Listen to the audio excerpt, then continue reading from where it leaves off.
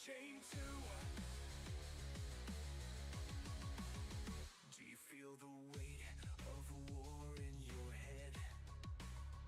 Voices screaming louder, wishing you were dead. You wear your pride like a shield in the fight, but every crack shows the beast in the night. Chaos is rising, it's a storm I can't tame, a shadow that lingers calling my name. They say there's a cure, but the cost is my soul, and I'm afraid if I lose it, I'll never be whole. There's a beast inside, it's where my truth collides. It's ripping at my seams, my nightmares, my dreams. All I want is to break free, but the beast beneath won't let me be. Caught in the fight between dark and light, shackles fading but I take flight. All I want is to feel alive, but the beast beneath won't let me thrive. It's scratching, clawing, tearing through. The monster I'm chained to. If I could silence the screams, would I still know who I am? If I let go of my dreams, would I escape the damned? If I could fight this beast, would it shatter or grow? Or is it the part of me I'm too afraid to let go? All I want is to break free, but the beast beneath won't let me be. Caught in the fight between dark and light, shackles fading but I take flight. All I want is to feel alive, but the beast beneath won't let me thrive. It's scratching, clawing, tearing through. The monster I'm chained to. There's a beast inside. That fucking title, getting shit is garbage. It's kind of fucking hilarious. I'm not gonna fucking lie.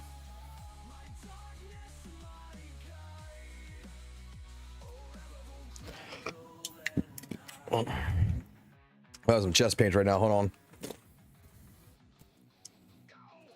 Oh.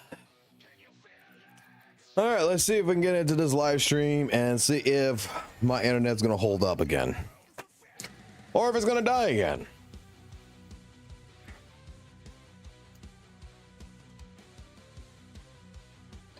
Hello, Elijah.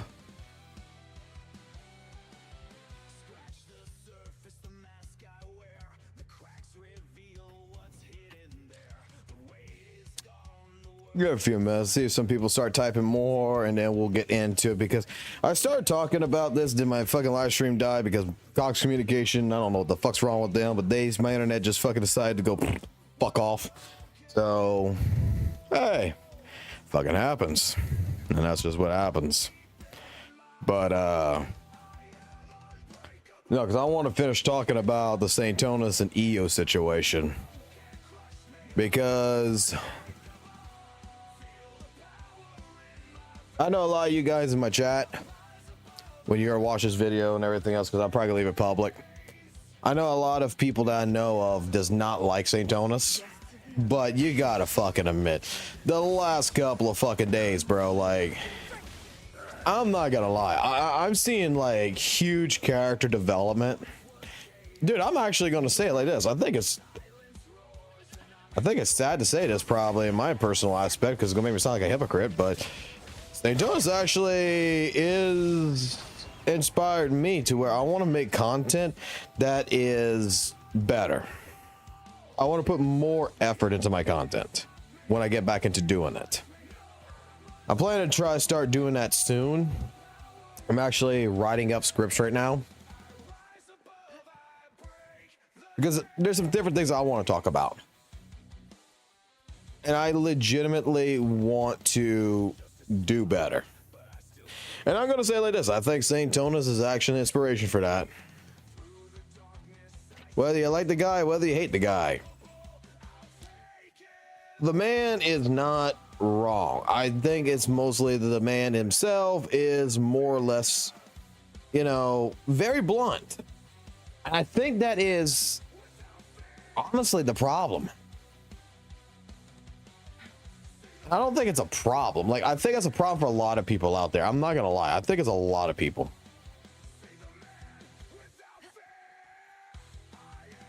Lore videos? Let me be honest with you, Elijah. I used to do lore videos for Guilty Gear.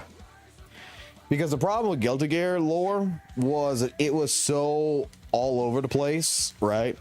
That you had to go from manga to game to manga to this fucking storybook to the fucking manga back to the fucking game in order to fucking like legitimately get the entire lore of a fucking character.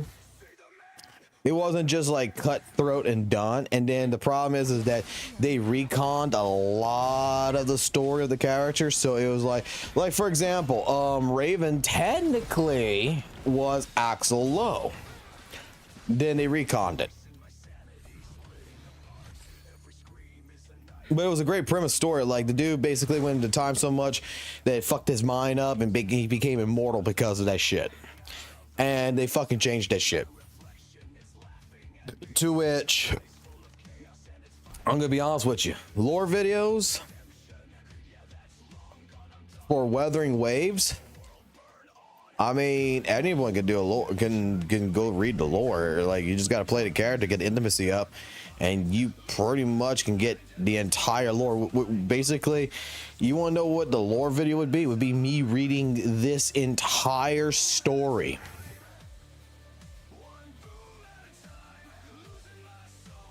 Basically, right? Reading this entire big story of the character, condensing it all into one video. So that way, basically, someone wouldn't have to go read it. And I'm sure someone else already does lore videos.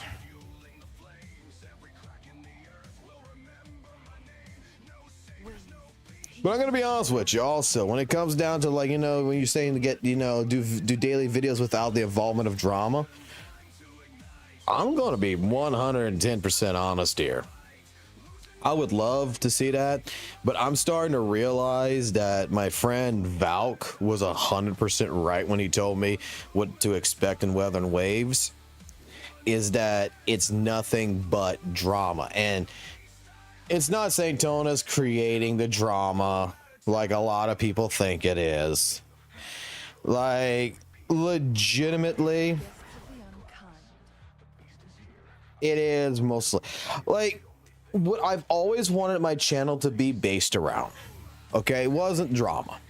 Really wasn't. If you look at the older videos, yeah, I talk about, like, you know, general drama bullshit because that's what brings in the views. But what I actually started doing was, and a lot of those videos are not going to make it to the test of time, it's just being like, yo, look, casual mindset of a player. Casual mindset of a player. How do I complete the content in this game without having to invest all this time? Because I'm going to say it like this. I have made many of mistakes in Wuthering Waves. And one of the biggest mistakes that I feel that I have made was going full investment. Was worried about resource management, was worried about echo management, was worried about optimization, was completely regarding the true, you know, development of what potentially, you know, oh man, I need to have, you know, 80% crit damage, 300%, I mean 80% crit rate, 300% crit damage. I need to be optimal as fuck. And my problem is that when you get into the later part of the game, the problem comes in is none of that actually matters. Well, I can't say that it doesn't actually matter. It's more or less that it only matters for, I would say it like this. For certain characters and certain sequences, it only matters to a certain degree. It don't matter in the full-fledged large grand scheme, and that's where, like I was stating this before, my stream decided to die, my internet decided to go fuck itself and go bye-bye for a little while. Is that the problem that I see, and the thing that if I could talk to Saintontas in a podcast type call, to where, you know, if we could have like a 2-hour conversation, what I would like to bring up to him is that I think that a problem with a lot of different players and a lot of different content creators and a lot of different people is because, like I stated this before, we both basically have the same exact thought process. Like, I'm going to say it like this. I have stated this multiple times. I could go pull the streams up and I could show this, where I said that a lot of the CC's problems out there is that 9 out of 10 times they're sitting there and they're doing reaction videos, but they don't play the game. And they complain about the game. To me, they don't have a right to complain if they don't play the game. And I think Saintontas would agree with that. Like, there is a justificational part that if you have not put in effort into a game to lift up your credentials, if you would, being like, have you completed Summon 6? You know, have you completed, you know, difficulty 6 on the tactical hologram bosses? Have you completed Tower Adversity? Can you complete it with ease? Can you do? If you can't do none of this, then in all honesty, if your complaint is the game is too hard, okay. But if you're going to complain that the game is too easy and you have yet to complete any of this, you don't have that right, in my personal opinion, either, to a certain degree, to make certain claims and statements. Because I've seen exactly what, like, even Saintontas is pointing out. I have seen multiple CCs out there that, dude, I have been in their own games and I've like, dude, there is a chest that is right there in front of you, for example. And they're like, I cannot bother wasting my time to collect that chest. And they go over here and they pick a fucking flower. I see that they have several side quests that they've never completed. I see that they have tactical hologram bosses they never completed. I see that a lot of them still sometimes in some cases are like union level, you know, 1 or 2. And, you know, these are people that complain about Wuthering Waves. That you think that I nitpick about Wuthering Waves, that these are people that nitpick about Wuthering Waves, and then they come at me and they said, I don't know what the fuck I'm talking about, but it's like, dude, I've played this game for hours on top of hours on top of hours, that, like, I have always pointed out, like, dude, since day one, I have burnt myself out on this game. I have burnt myself out. The things that I don't really care about in the game that I should go ahead and just fucking do just to get it over and done with is finishing the battle shit right here. Do the unexpected thing, go fucking have Infernal Rider knock me off. If he does that, which I gotta go find a tutorial, I guess, on that, just unexpected disaster, that's finished.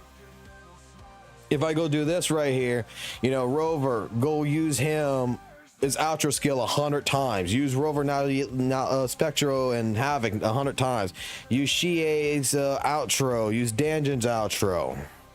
Like, I'm gonna be honest with you, some of these I just don't feel like doing because I don't like playing certain characters. But I probably should do it and get it over and done with. But I've spent a large majority of my entire year on this game. I don't play Genshin Impact. I don't play ZZZ no more. Like, ZZZ is fucking worse as shit to me.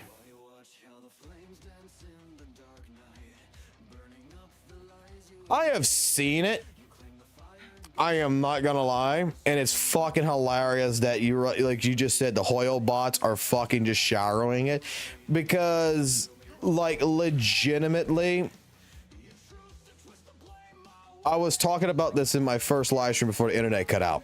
We were talking about communities, and the way I'm looking at like what's going on right now is that there is a third community, right? I don't think that third community is WUWA. I don't think that community is Genshin. I think that third community is a bunch of fucking jackasses. I'm gonna say it. It's like the NetherRealm kids. When Street Fighter, Guilty Gear, and Tekken players were all cool and collective, and, you know, they were all working together. Yeah, we played different games, but we're still part of the fighting game community. You have fucking NetherRealms, which, you know, didn't fucking like this shit, talking about Mortal Kombat. They just came in and stirred the fucking pot, and that's what I fucking feel like it is. I don't think it's quote-unquote Genshin players, Hoyo players that's doing the botting bullshit. I legitimately do believe it's a third party. I'm gonna put this. It's a third party scenario where it's just a bunch of fucking trolls that don't play any fucking game that's just here to fucking start a chaos. That's what I really think it fucking is.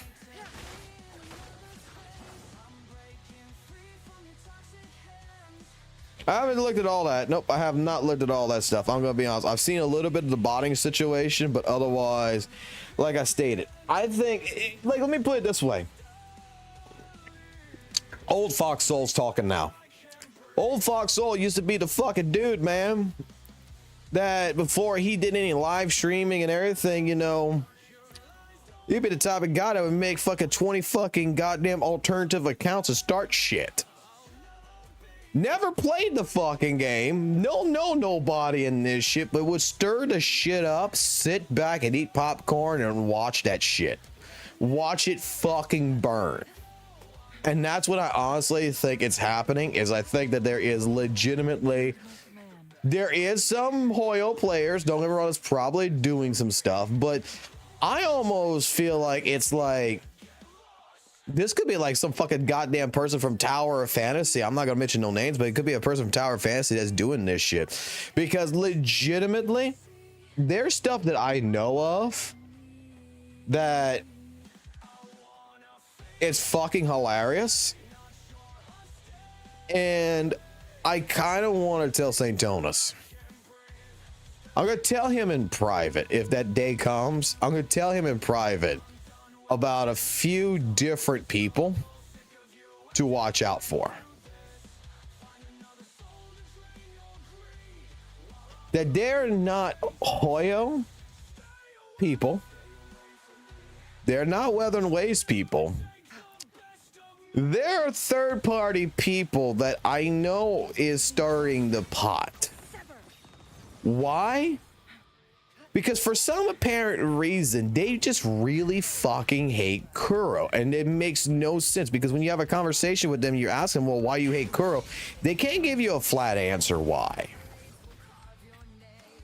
It's just, I don't like Kuro. Well, why don't I like Kuro? I just don't like Kuro. That is the answer you're getting. They can't give you a full-blown answer.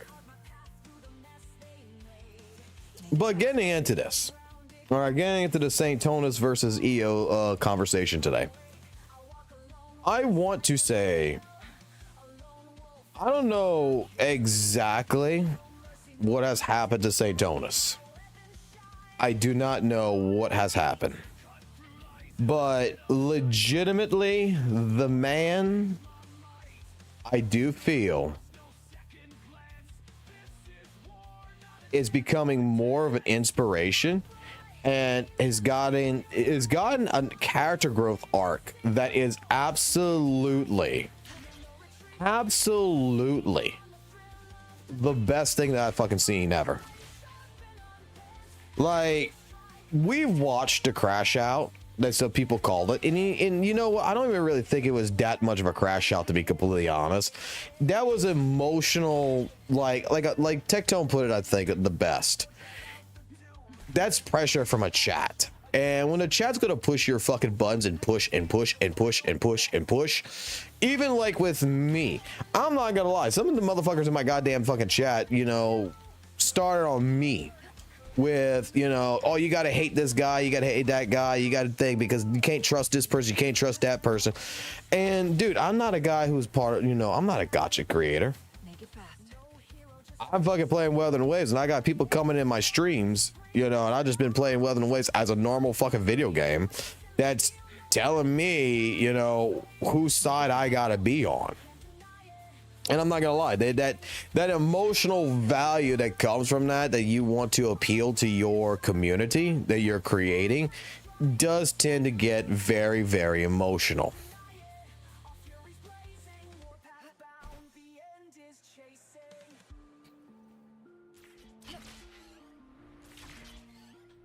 I understand that he's worried about the bad criticisms, and I'm gonna put it like this. I don't think he's wrong in criticizing work. I think that the delivery of his information, you know, not information, but the delivery of his criticism is what I think a lot of people are having an issue with. And Drax is gonna know exactly what I'm about to say here.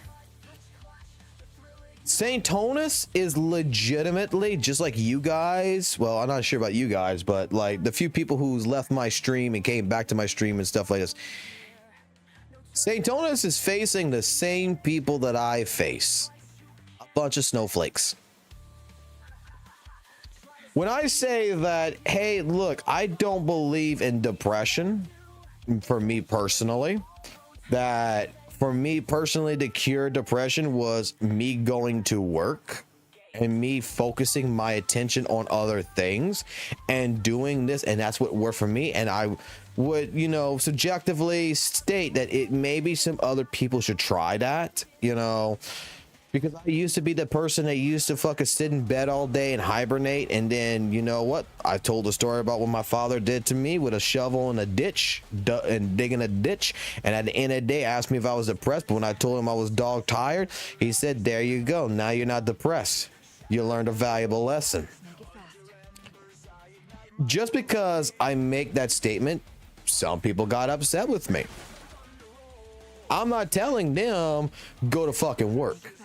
I'm not telling them, you know, do this. I'm just saying this is what worked for me. I do believe that there is probably issues medically, you know, with hormones, chemical imbalances that can cause stuff like this. I've seen it, and I do believe that that does exist. But I just, you know, I make a statement, it pisses people off because they don't like hearing it. Why? Don't know. And I think the same case scenario can be said about Saintontas, is that Saintontas means well. It's just that his delivery is when he's going to look at someone who's doing B-roll footage in the background of a Wuthering Waves video, right? He's not going to be like, oh man, yeah, dude, look, that footage, man, good attempt, but you know, it's not right. No, he's going to say the first words that would come out of anyone's mouth or anyone's head. Dude, this is some dog shit gameplay. This is, why the fuck are you playing Camellia against a fucking Havoc resistant boss? What the fuck? That being blunt fucking honest. And some people can't take that. Like, I honestly think that Saintontas has the mentality of the 90s. The more I listen to him, the more I'm respecting him. Because I thought legitimately this was a guy that could not accept the, like, I'm gonna put it like this. I thought it was the reverse. I thought this was like a new age person that you can't say nothing bad. And this is where, from the chat and everything else, back when we first met Saintontas on the videos that was produced that people wanted me to react to, is that I thought, like, you know, I agree with the video, but this is always a hit piece. It's always a hit piece. Like, goddamn, there's always a goddamn hit piece. And then it's like this dude, like, what? Wuthering Waves can't do nothing wrong. What is he making this a safe place? That was completely the wrong objective. That I should have looked deeper into this shit. I should have not watched fucking just 10 minutes of the video and be like, dude, I just can't deal with the over praising. I should have watched deeper into the channel. I should have watched. I wish he would have did a live stream a long time ago. Because if he would have live streamed a long fucking time ago, dude, I think his points would have been much more clear. Because he is straight up just calling out bullshit. And he don't give a fuck. And you know what? That's the mentality of a boomer. That's my mentality. Like, I have to admit, like Saintontas and EO today, their conversation, I was expecting something completely different. I'm not gonna lie in that conversation. But those two legitimately did something that majority of content creators cannot do. Believe it or not.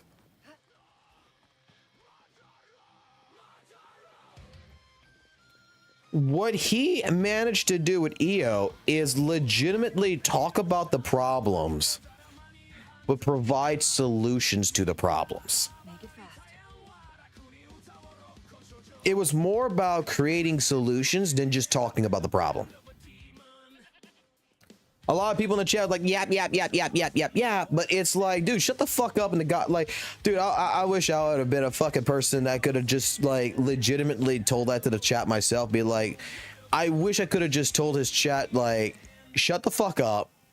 These two people right now are doing something that is very fucking rare. They're having an adult conversation. They're having a fucking adult conversation. And dude, I'm at work doing my job, having this in the background, listening to Saintontas and EO, and no fighting, more solution talking is happening. Like, EO's right. Like, there is really like nothing to Wuthering Waves when it comes to content creation that takes over. This is, like I said, it inspires me to even want to legitimately make better content. Like, I kind of want to actually, you know, make more viable videos, but I want to keep it under the casual aspect. I want to keep it like I've been doing in the past, where it's like, okay, you're having problems with tower diversity, you know, let's look at it. Let's fix this problem with what you have, and what is the bare minimum that we need to do this. You know, I would like I'm actually thinking what I want to do, and if anyone who plays Wuthering Waves has got a recorder, this is what I want to do, and I want to see if you guys would like to do this. I would like to actually go ahead and use my Discord to get people to submit clips of their like tower adversity runs, their tactical hologram runs, their failures, their you know, them succeeding, and basically give me permission to watch it and react to your runs. I don't know about doing like account reviews. I'm kind of iffy about that. Like, I'm kind of scared of doing that because I'm afraid that I will get someone banned if that would happen. But if people would record and be like, yo, I have this problem, whatever. Okay, record your run. You know, let me take a look at it and let me give you my opinion behind it, like what you did, what you could do to make it better. You know, criticize the run if necessary and just be like, okay, this is what I would suggest you try to do. Because we kind of done this already with a couple of people, and it kind of works out in favor to them. Like, I'm not the best Wuthering Waves player there is. I'm a guy who's lazy as shit, and I just want to get through content. Like, I like, that's why, like, if you saw me take my summon 0 Camellia before with the rank 1 weapon and just do the tower adversity and tactical hologram, I relied more on Sanwa and Shorekeeper to fix the problems with Camellia. I did it with Baichi and such, and you know, I relied more on my rotations. I relied more on characters that buffed than I relied on just Camellia's kit. And we succeeded. We beat all of Tower Adversity, every single fucking one of the fucking floors. We went to the fucking tactical hologram bosses. We just could do Heron and the Crownless. That was the only two fuckers that we couldn't fucking take on because 40% resistance wall. But in general, I try to find the easiest method to do what I need to do. I don't particularly care if my character's optimized or not. I just care, is it strong enough to do this shit? That's it.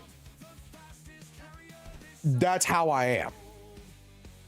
Like, I mean, when you look at something like Jinshi does Tower Adversity, take a look at her fucking specs right here. This is a fucking summon one fucking Jinshi that's got 2000 attack, 110 energy regen, 66 crit rate, and 178.8 crit damage. Do you think this is optimal as fuck? No, it's just good enough to get me through the Tower Adversity when I need it. It's good enough to do content. And then later on, when the content gets maybe hopefully a little bit harder and I get to that point to where, you know, yeah, I gotta upgrade it a little bit. Hopefully that's what Curl does. Then I'll change it. Because I don't know sure about people out there, but for myself in particular, I have been the person that legitimately sat back and this character you see on the fucking screen, this fucking Chang Li, I spent an entire month on this fucking stream going into other people's worlds, begging to get into other people's worlds, by the way, to steal every fucking fusion echo I could get my fucking hands on because they were rolling all like shit. I had spent every XP tube that I had saved up. I had spent every tuner. I stole my GN's fucking good echo scheme. That's the reason why he's band-aid right now. And I've never gone back to fix it. What do you notice about my GN build? 2 fucking lingering tunes on a fucking set doing 50-50. Because I fucking stole echoes from him saying, okay, I gotta pay for Chang Li. Chang Li needs a boob job. I gotta pay for it. I gotta rob Peter to pay fucking Paul. That was the entire fucking thing. After I did that, you know what I said? I said I was never doing it again. I said I'm never doing that shit again. Because I was like Noisy Boy. I was spending fucking hours on top of hours sitting here waiting for wayplates, waiting to go back to Tacit Fields, stealing echoes from other people's fucking worlds, and trying my best to optimize this character as fast and as best as I possibly. All I wanted was godlike echoes, and I lost my mind. Here's why now I just fucking say, you know what, fuck this shit. How can I get through the content in this game knowing that I do have skill issue with dodging and with counterattacking? What are the other lazy man ways to buff up my Chang Li, to buff up my GN? What characters would work? What developmental process? Squeaky, alert! And that's what I did. Is that I started looking at other alternatives. This is why I disagree. And I also agree. Yes, you need a 70% crit rate with 200% crit damage. Mew is 100% fucking right when you're looking for optimization. But it's not necessary to complete the Tower Adversity like they think.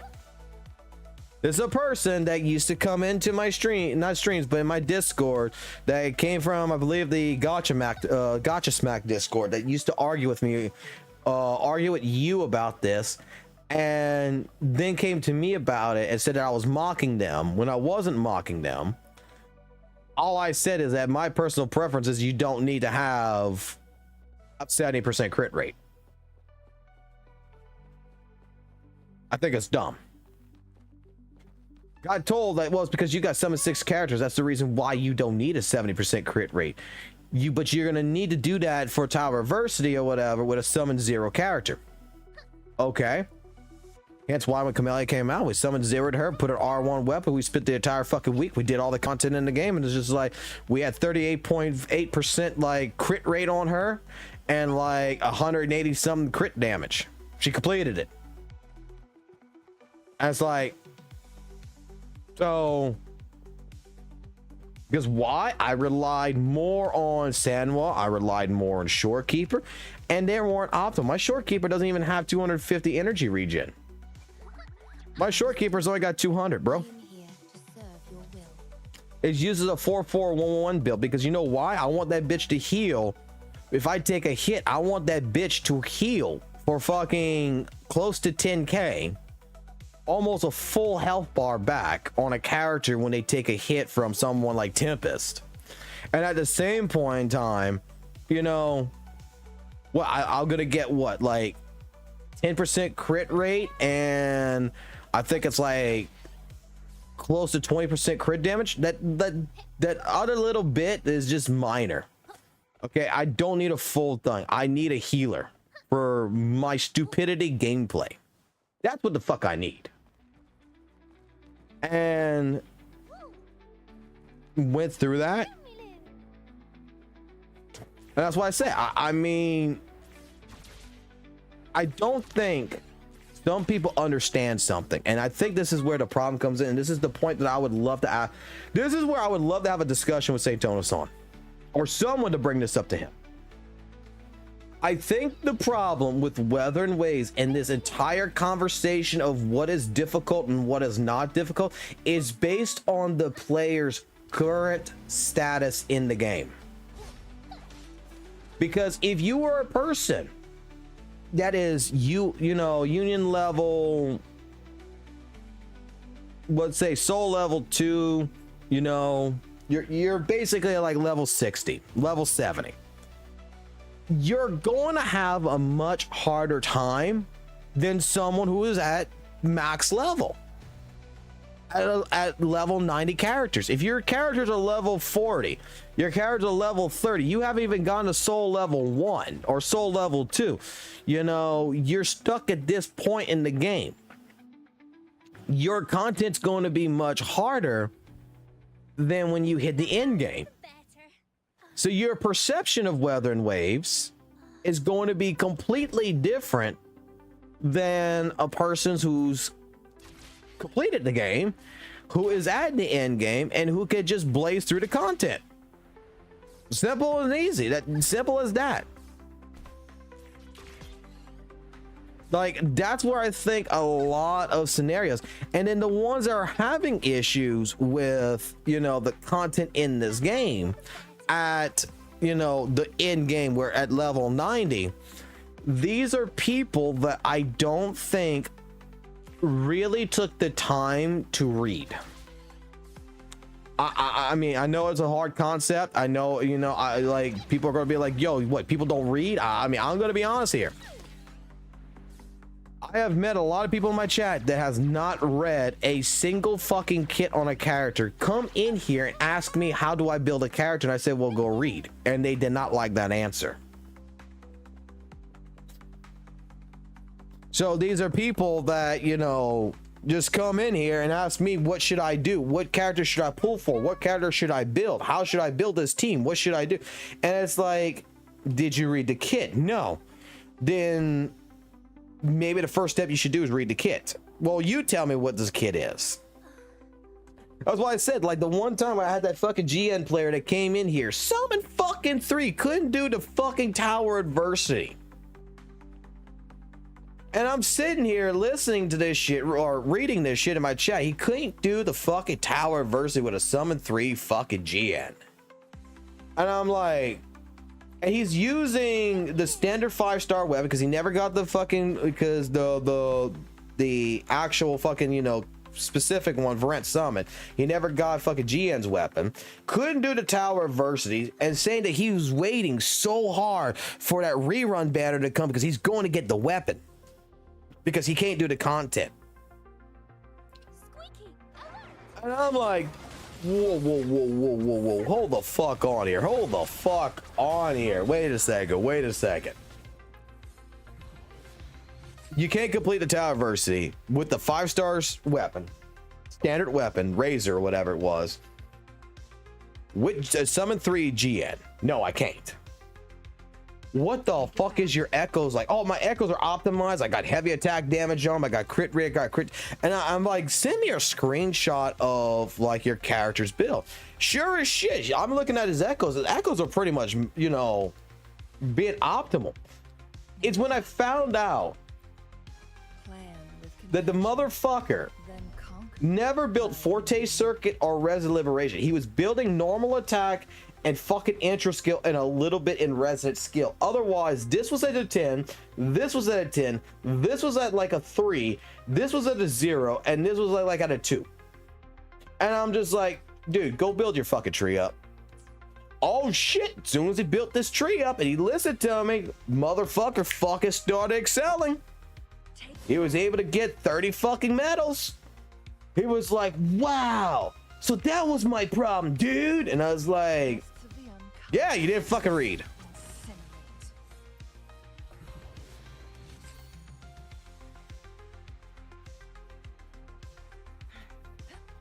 I mean, yeah, the Wuthering Waves hits are a little bit too long, and for some people out there, like, dude, I don't go read all this shit. I don't read all this kind of stuff. I'm looking for certain keywords. When I'm looking at something like this, I'm looking at certain keywords. Flame and Sacrifice deals fusion damage, considered as resonant skill damage. Okay. Fusion damage captures thing. Okay. Fusion damage considered resonant liberate. I'm looking for certain keywords, in all honesty. And when I see these certain keywords, Changli is a character that is based on what? Fucking goddamn resonant skill. You go read again. Deal spectral damage.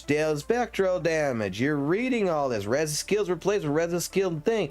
With the Solus, with the glamour. You read all this. You go through this. I try to simplify the kit as best as I can.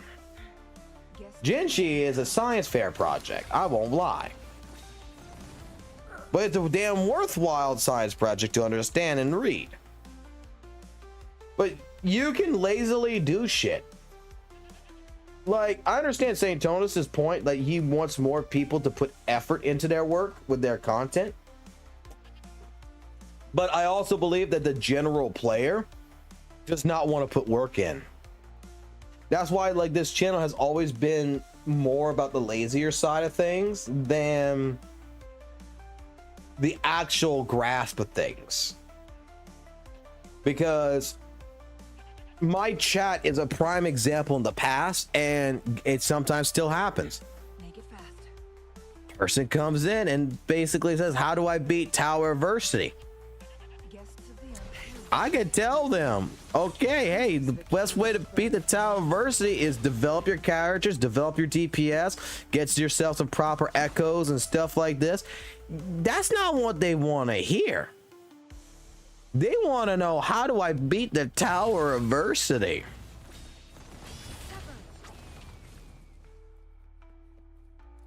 They don't want to hear that that you need to build A, B, C, D. They want to know the answer of, how do I beat the Tower Adversity? That is, Make it fast. people with very little time to perceive things. And it makes absolutely perfect sense, you know, why, like, Saintontas gets mad. Because in all honesty, the normal player, not content creator, the normal average 90% player don't care. they want the answer given to them. And they don't like it when you tell them the truth, that you got to grind, you got to do resource management, you got to do this. That's why, like, you know, sometimes it's best just to tell those type of people, go play the game. Make it fast. I just understand while playing, I don't read shit. I completed Tower Adversity.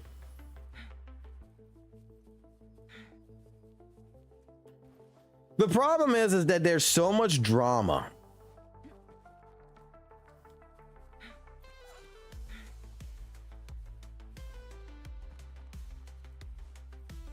Okay, let me tell you, let me stop right here. Let me go ahead and give a full fucking blown opinion about Saintontas. Okay? And I doubt he'll ever hear this. I doubt he'll ever see this, so hopefully I don't piss him off. Hopefully I don't offend him. But my full-blown opinion about Saintontas in the beginning was he was a man that, I'm going to be honest, I did not think played Wuthering Waves.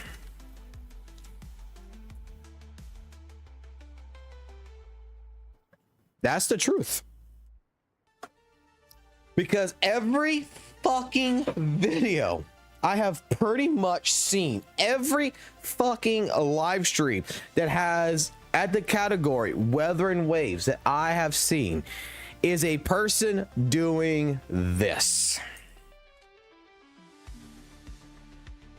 I'm going to give you the most prime fucking example of the reason why. Okay?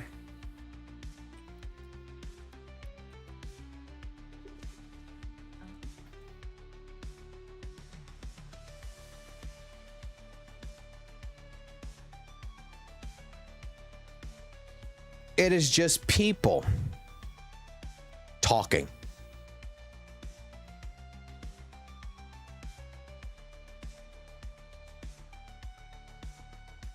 That's it. It's somebody that grabs a video, and it's very rare to see something like this. The moment at hand. This very moment. I mean, it's even fucking rare to see someone even fucking use, you know, do a story clip of some sort. It is typically just a person that's sitting there that is reacting and not playing the game. And then when you finally catch them play the game, your level, like at that time period, I'm level 70. They're still level fucking 30. And they claim that they like Wuthering Waves and they play Wuthering Waves.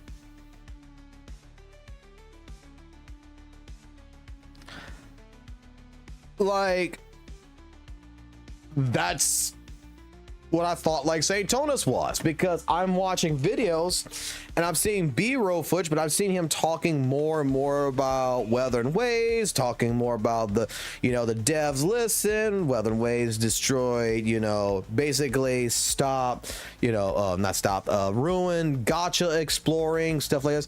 And to me, it is the general same exact video that I have seen 100 times from every single other content creator, and it is not a guide, it's not gameplay, it's not showcasing certain things. And in the past, I thought he was a man that legitimately was just, I'm gonna be honest, I thought he was honestly probably someone that worked for Kuro Games or, you know, part of CC program, stuff like this, and is making videos that is just dedicated to Wuthering Waves. And while I agreed with a lot of the perspectives and the points of them, is just that there's some things I just, you know, I kind of don't agree with that, but that's like 5% of the video. Like in all honesty, the rest of the video is great. It's just that this one point I don't agree with. Like, I didn't really agree with the balancing. I didn't think that the balancing video that he did about why Wuthering Waves balancing is better than every other gacha game, when we're making note of pretty much this right here. Then conquer. the res skill, the basic, the heavy, all this damage kind of bonuses. I'm just like, you know, I had basic attack damage, heavy attack damage, and all that in Devil May Cry. I mean, I understand your point of this, but, and this is me in the past, just saying like this is what one of my criticisms of him was. To me, I feel like, you know, the other side of it is like you're stating, is that more the balance of this game's gameplay is based around the character itself, around the gameplay, around the skill value of the character. In Genshin, I don't think there's a skill. I think you're just waiting for your shit to charge up on every fucking character, pop it, and do it all over again. There's no strategy, there's no momentum around, there's no counterattacking, there's no parrying bullshit.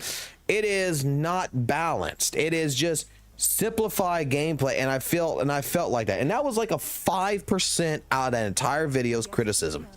That's it. Otherwise, I agreed with every other point. 100%. And like I said, I had people in my chat that basically started not liking Saintontas at that point in time as well. That, you know, I'm not gonna lie, you guys influenced me. But now I'm gonna tell you, watching him actually live stream and actually him talking and him actually pronouncing more value than what his videos are actually doing, I'm gonna put it like this. Fuck his videos. The man knows exactly what the fuck he's talking about. Yeah, he's very blunt about what he's fucking saying. It probably pisses off a lot of people because of the presentation that he is providing. But watching him through the live stream,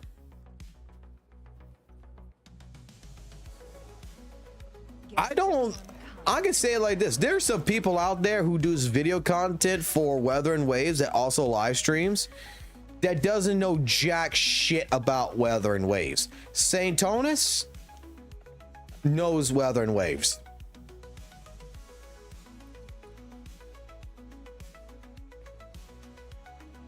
I'm going to tell you this. You could disagree with me you could disagree with me on this one all y'all want, if y'all want to.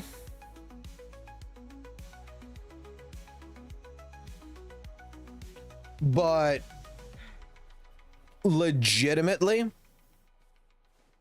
he is proven. Now, granted, there's some things that I still disagree heavily on. I'm not gonna lie.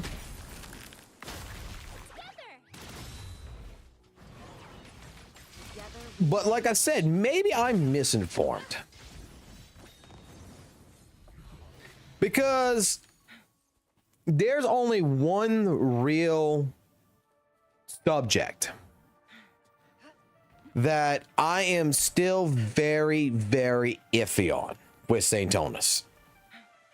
And it's the one conversation that I don't know how to bring it up without starting shit.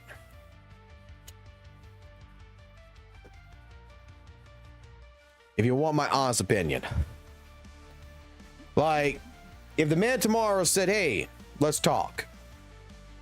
What do you want to talk about? I do not know how I could present this subject without being basically called a Hoyle shill in a sense and saying that I'm defending. Which I'm not. I only play Wuthering fucking Waves. I don't play any other fucking Gacha. It is the only subject.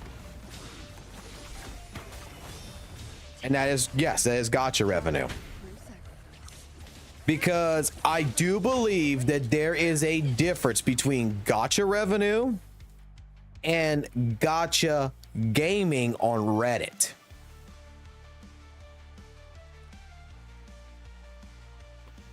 If you understand my point.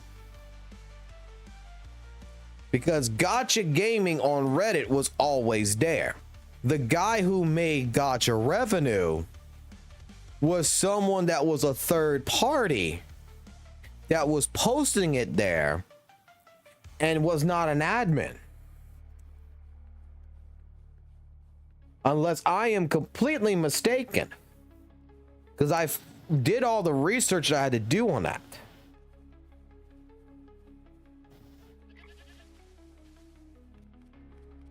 to me, the person who was legitimately, you know, doing gacha revenue should have never been EOS'd. That should have been the opportunity to steal it from Gacha, basically Gacha Gaming's Reddit fucking page, and fucking revised by the actual Gacha content creators.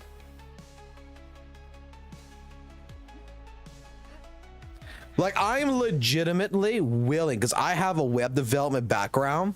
I've done websites. That is where I started off in and everything. I am willing to almost, you know, if possible, talk to someone like Saintontas and a couple other content creators if they would like, Guests of the unkind. and create a new gacha revenue site based on Sensor Tower and based on information from it that could be provided by a committee. Like, hey, Saintontas, this is the data I got from Sensory Tower. How would you like it placed on the website? Do you have any disagreements with any of the calculations? Is there any other source of information that I should be including into this? And start a whole new fucking gacha revenue report based around the games that the content creators want to have, and then expand upon it. Because it wouldn't really take that long to put that together. It would take like 1 week, if that.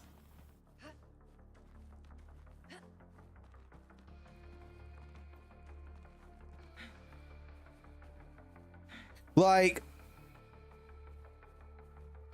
I thought about this today, especially after the EO and Saintontas conversation.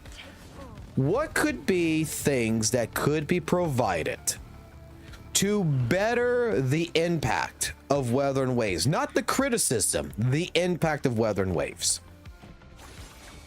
And I'm gonna be honest, there is no actual fucking place like a true wikia that is for Wuthering Waves that's not based on new information, proper information. So why the fuck attack them? Why not just fucking build it? I have no idea who Selkie is.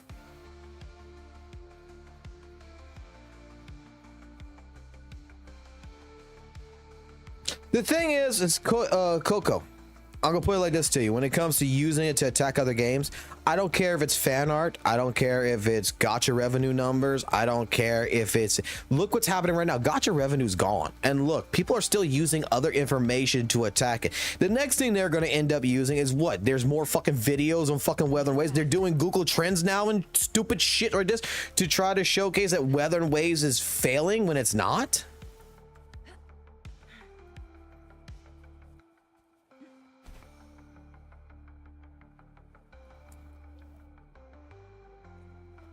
The only thing about gacha revenue that was good to see is that it legitimately, and I think that it would need to be better explained. That is the problem I think gacha revenue had. And I think that if someone would have been able to get to Numberlocks, not gacha admins, but Numberlock himself, and explain this, that it could have been fixed. Is that what gacha revenue did that was really, really good? It set up a timeline. Okay, what I would like to see is an actual comparison chart of like when Wuthering Waves came out versus Genshin versus ZZZ, but I want critical points like, hey, on this fucking day ZZZ released, hence why Wuthering Waves revenue dropped. Hey, on this day, Camellia dropped, hence why fucking Genshin and fucking ZZZ made less money, because more people are interested in it. It's to determine just a trend setting. That's it, a true trend setting. But you need to be able to put on dates in there that states why this month this made this.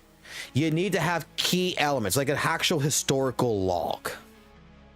Why like, hey, there was a free banner here, and this is so that way when people look at it, they can, you know, be educated of the reason why, you know, like, okay, let's put it this way. January 1st, you're gonna have Poke and them that's going to be pulling out gacha revenue numbers themselves from Sensor Tower, right? You do realize that Wuthering Waves numbers are probably going to be fucking low as shit. And then it's going to start this fucking stupid doom posting again. Oh, Wuthering Waves is going EOS, EOS, EOS. You know why?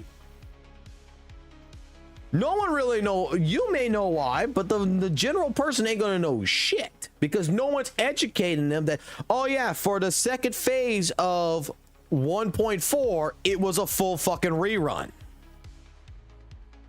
2 fucking rerun banners. Actually 4, because 2 weapons, 2 characters, and yeah, it didn't make that much money compared to a brand new character like Camellia. So if you had a gacha revenue site that was developed, that wouldn't be just a gacha revenue site. It would be a gacha portal, a whole community designed around the aspect of respectable content creators, respectable gacha members that provide proper information and everything together, that you could explain this so that way the average person who, you know, that one fucking troll is gonna be like, hi, Wuthering Waves EOS, and bro, do you not realize the reason why that those numbers like it is and why Kuro's in a good spot? You can use that information against them.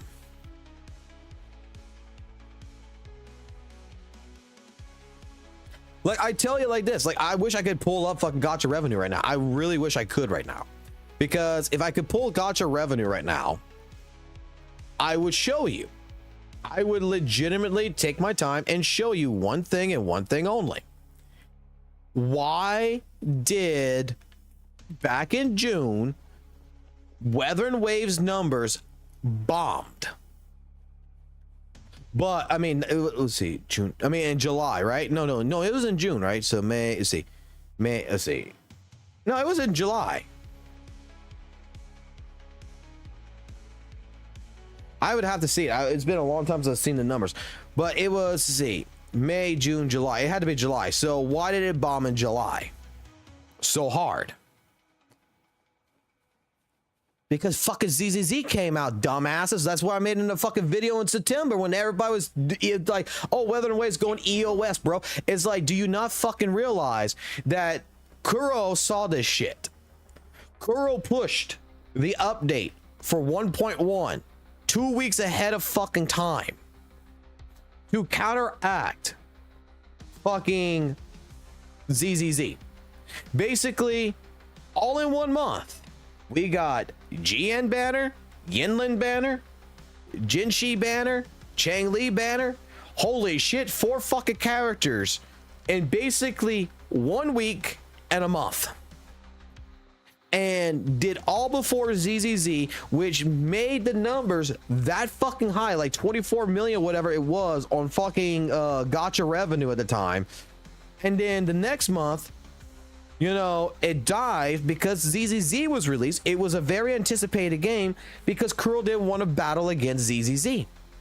So we got the 1.2 fucking phase, which was a filler update. We got a free character out of it.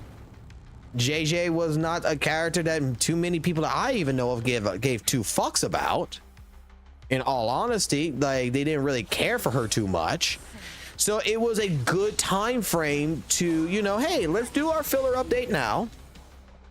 Let's get this over and done with. Let's let ZZZ do its thing. Let's let Genshin 5.0 do its thing.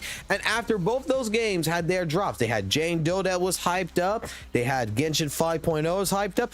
Guess what ended up happening to Wuthering Waves with all its numbers being low?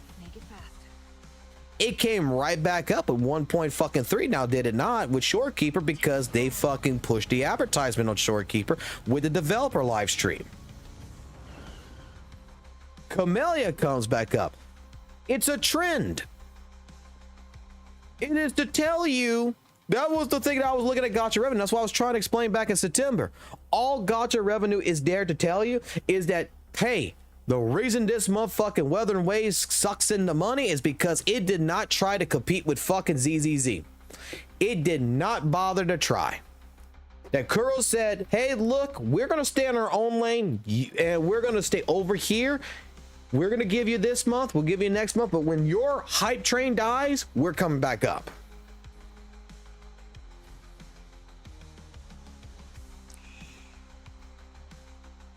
That was the entire scenario.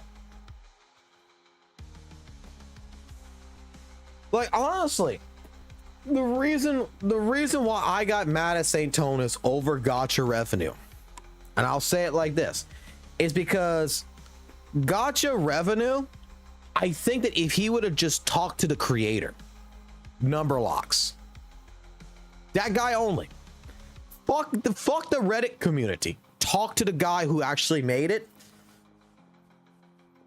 he could have gotten a whole different result without any other problem. That is the only subject that I disagree on the way it was handled. That's it. I think that we had something that could have been more developed. And the Gacha revenue, not the Gacha revenue, but the Gacha actual Reddit page was not the source to try to do that with. Because I'm not gonna lie, the Gacha gaming Reddit is kind of poopy. Okay? Like, I'm gonna say it like this. These motherfuckers didn't even defend Gacha fucking revenue. They just started their own fucking shit and basically, you know, they didn't even bother to try to help the guy who felt pretty much defamed and felt pretty much, you know, he's getting fucking death threats and shit like this apparently. So, I mean, you know, they pretty much just dropped him instantly because some new person made a whole new Gacha revenue fucking thing. Yay, we got a report. Fuck you. That's not loyalty, bro. That's why I said, like, if Saintontas and Numlock would have had a conversation, I think that that would have been a better situation. You know, I think that that could have fixed a lot of things better than what it did there. Because the guy, from my understanding, who is working on it, he did analytics for a living. It was fun to him. He likes numbers.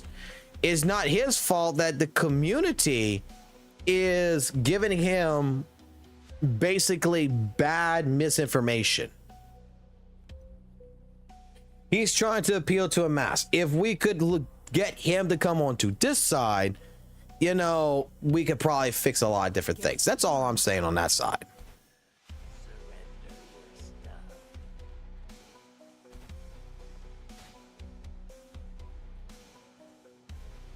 Look, I'm not gonna lie, Varus's video,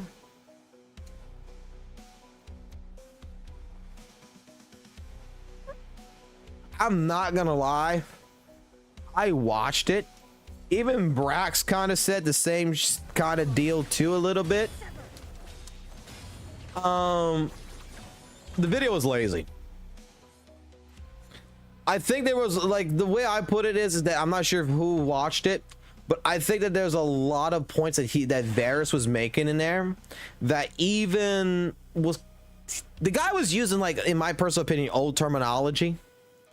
So I don't know if he's played the game recently enough to actually, you know, understand some more things that might have changed. But I kind of agree that the video was kind of poopy.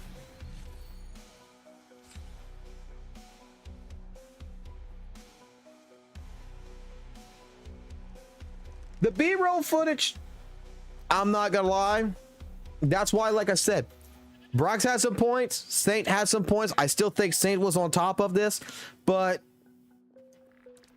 the thing about it is that the B-roll footage, I think that every single person gets to that point to where they just do shit, you know?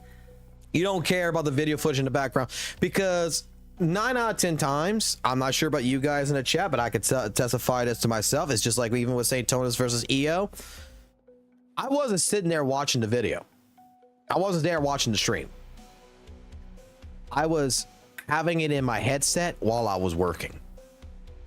It's a podcast. Every now and then I would go in there and write something in the chat after reading after looking at the video, but I would put it right back down. Which I'm surprised he actually acknowledged me in a few comments. Which kind of leaves me some hope that maybe we can talk some things out, because like I said, I think I've given Saintontas a bad rap. I really fucking do. And I'm not gonna go out of my way to be, and I hope he understands this, I'm not gonna be that type of person gonna be like, oh, I'm so sorry, and you know, really, you know, muster up this fake cry type apology that some people do out there. I'm going to just be like, dude, I was wrong. I made a mistake. I'm sorry. I would like to move past this. And I would like to discuss basically what I can help contribute to the Wuthering Waves community.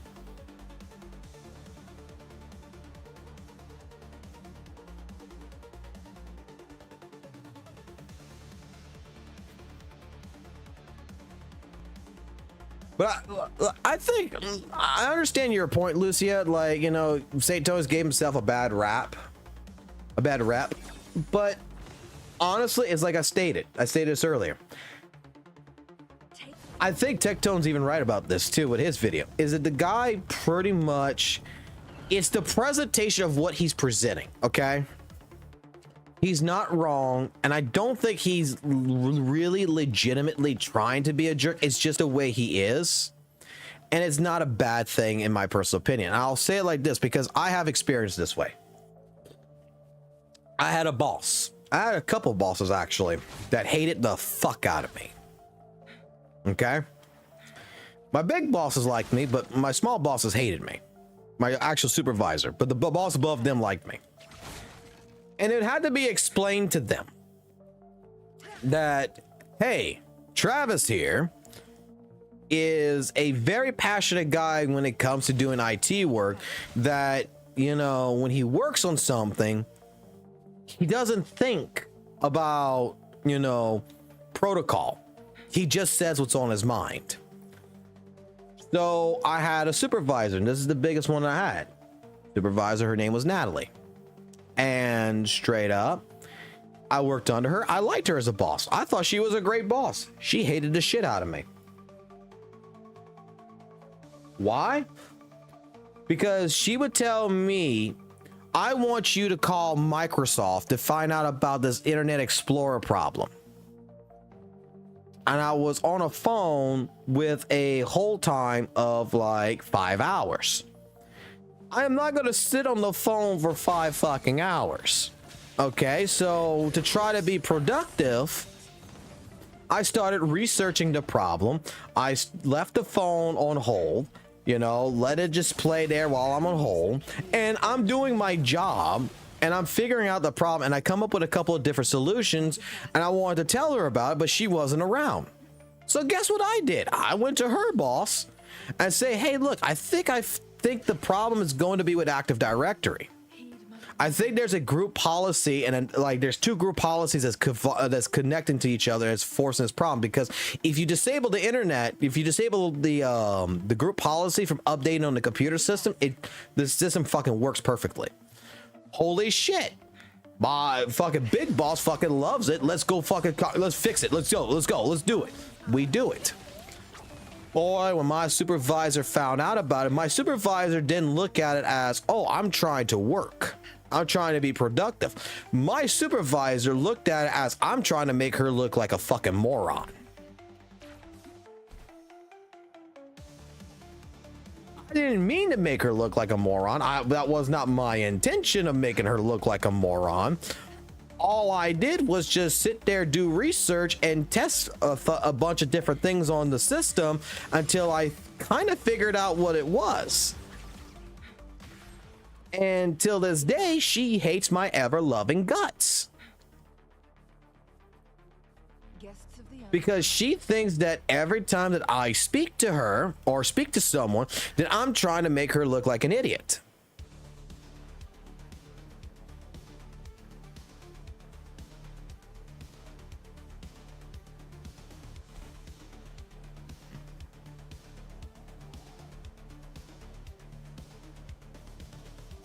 Not F. Fuck you, Hoyle Shield. Why you play WUWA so much?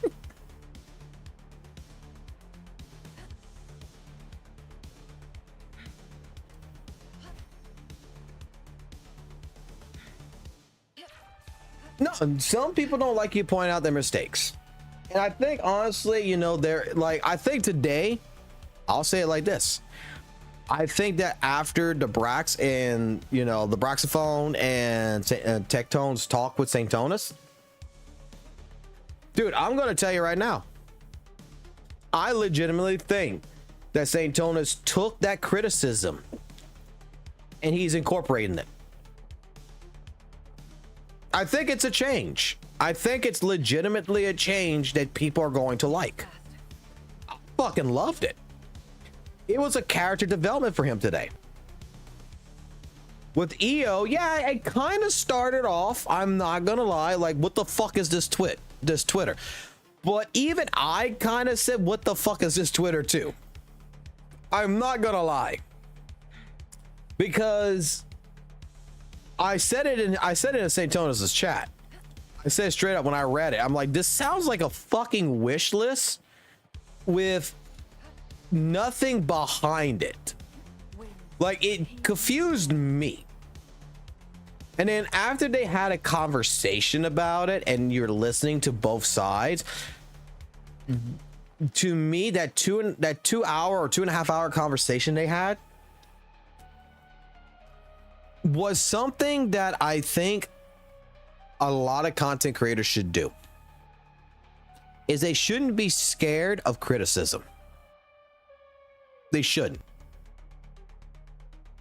They should actually be more than willing to get into a call with the opposing person that may have a problem with them or not have a problem with them, that they have a problem with, and have a conversation about it.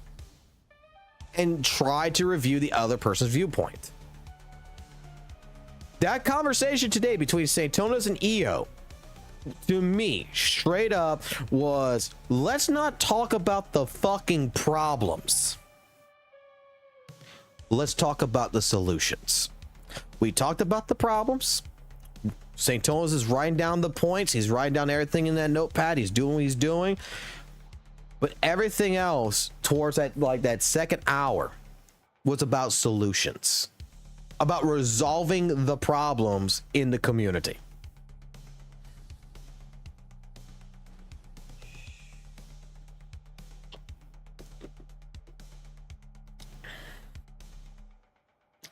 EO didn't elaborate on anything, so explaining himself helped too. Bad VOD is gone.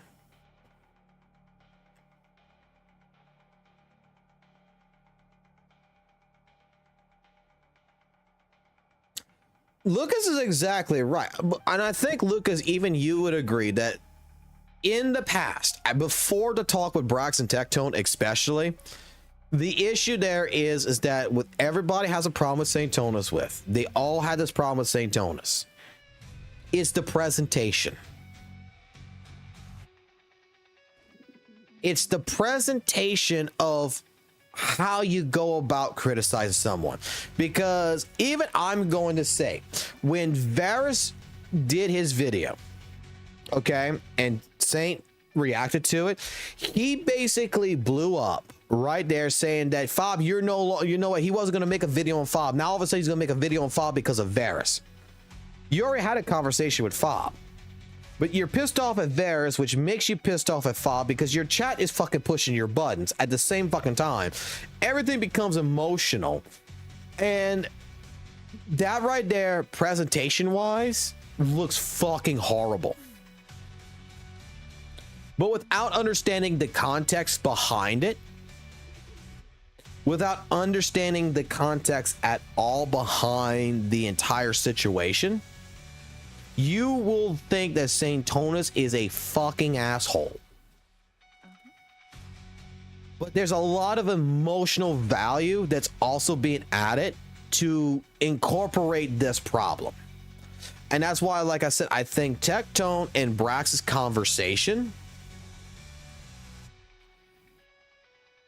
help fix that.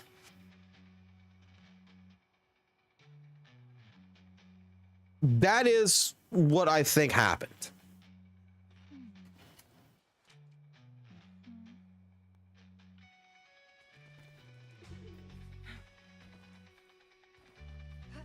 Like, look, I know that Saintontas has a beef with me.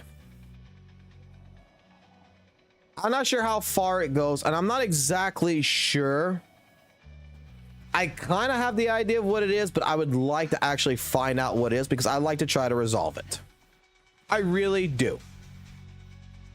I think I know what it is.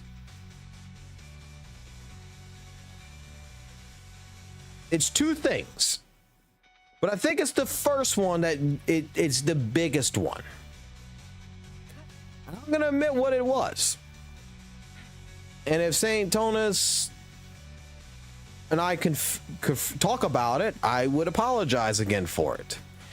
But I think it's because one day in my fucking chat, when talking to my chat, we were talking about Saintontas and people were, you know, like after all the videos and everything else is going on and, you know, how the perception was going on about Saintontas with a lot of people. I got caught up into it and I said straight up that, you know what, this is a guy that I feel needs to remove his lips from Curl's butt and stop sucking the wet farts, because straight up the way the chat and everything was going at the time, even me, I was listening to the chat a little bit too fucking hard that day. I am not gonna lie. But how everything was appearing and looking was different than actually watching it live. Like, I'm not gonna lie. I honestly think that watching his live content right now is more inspiring, more educational, and gives me a different perspective of him than what I've been told. I honestly think that he would be a great fucking person to debate. Wings, heed my command.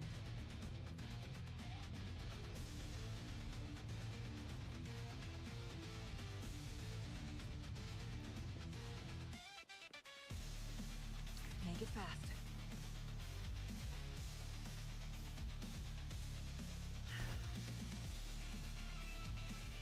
Look, Saintontas got a fucking nice goddamn voice, okay? Let's be fucking completely honest. The dude could do fucking narration, all right? He's got a narrator's voice. He's got like Morgan Freeman's voice. I swear to God, he could do ASMR, and I'm pretty sure, you know what, a lot of people would pay money for that, to where he reads a book like he could read a book or some lore or something, and you could fall asleep to it, all right? I'm not gonna lie, all right? He's got a nice voice for it.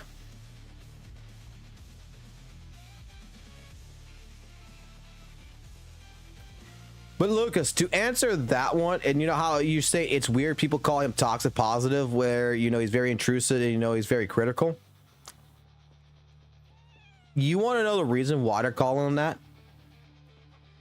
And I would straight up, I'm going to straight up be honest with you. You know why? Make it fast.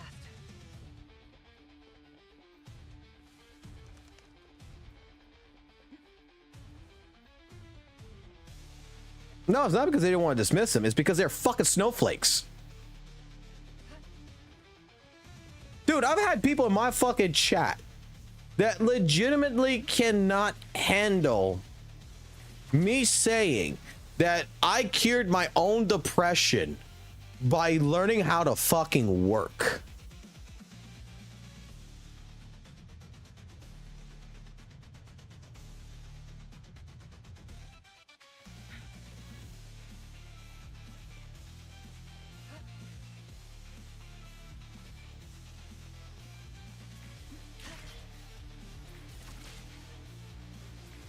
I will say this. Wuthering Waves still does lack an endgame. It was medically diagnosed. Hey, see, I think that's another thing with Saintontas. I will also say too. Not everybody's a Hoyle shill, bro. Like when people call me a Hoyle shill, and they still do every now and then because of the shit that I've gone through drama-wise, and I get called a Hoyle shill. Dude, I give two flying fucks about fucking Hoyle and Genshin and all this. I give two flying fucks about ZZZ, really, and I give two flying fucks about fucking Honkai Star Rail. I tried them. I don't fucking like them. How the fuck am I a Hoyle shill?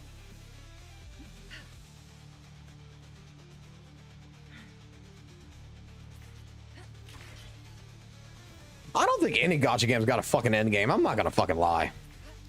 The more I think about this, I don't think that. Bro, I have only seen you play WUWA. I have played ZZZ. I have played ZZZ. And I got bored with the fucking game after I had my initial excitement from it. Because I'm not gonna lie, I'm tired of fucking parrying. I thought a game that would be like, oh shit, I get to parry every fucking time. No, dude. ZZZ made parrying legitimately fucking boring. I am sorry. Every fucking goddamn 5 seconds, I am parrying or I am dodging. It gets boring. It's not Dark Souls. It's not Sekiro style. It's not like intricately added into the gameplay. It's just parry. When I went go do that fucking, I don't even know what it was. It was like the Shinyu Tower or whatever. The one with the time clock doesn't fucking matter. It just counts up. It don't count down. And I'm fucking like level fucking 30 and I'm fighting level 60 and I'm spending fucking 30 minutes to an hour doing this shit, and all I'm doing is dodging and parrying. I got no fucking damage. I am just doing this shit by hitting 2 buttons. Button 1, button 2. Button 1, button 2. Button 1, button 2. I'm dodging or I'm parrying. That was ZZZ for me, and I'm going to be honest with you. You think the TV segment was fucking boring for me? Fuck that shit. I fucking would take the TV section back again after that.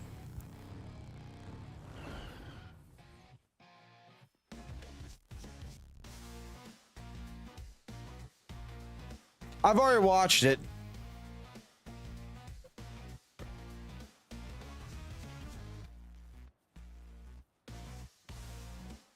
Like the only thing in ZZZ that actually got to me was the cinematic cutscenes. I am not gonna lie. Like I put up with the game for the cinematic cutscenes. I didn't give a fuck about the story.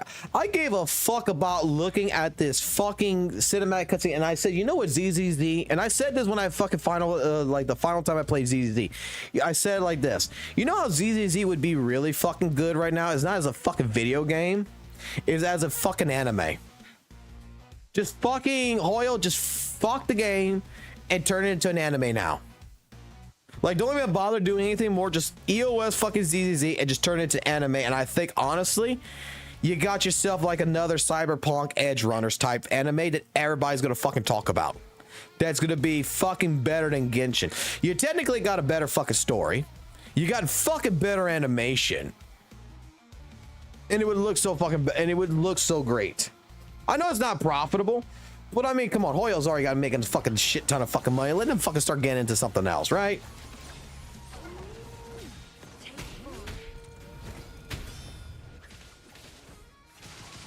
But like I said, my only issue with Wuthering Waves, with ZZZ is that, dude, like at first it was fun. At first ZZZ, I'm not gonna lie, it was fun as fuck. And then I got bored with the fucking dodging and the parrying. Like I didn't feel like this, like anything else fucking mattered. All I gotta know is it red or is it yellow? That's it. That's the gameplay. Red or fucking yellow. Shit, I fucking sat here one fucking day off stream listening to the fucking song Black and Yellow, and I'm fucking hitting fucking red and yellow on the fucking thing. That's why it's like red or yellow.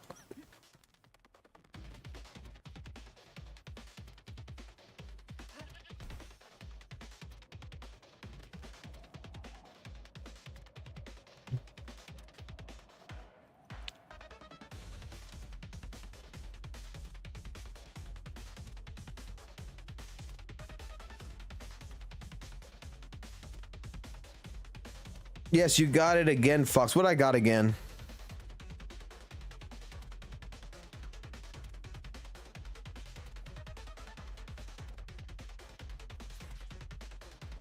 I'm just saying.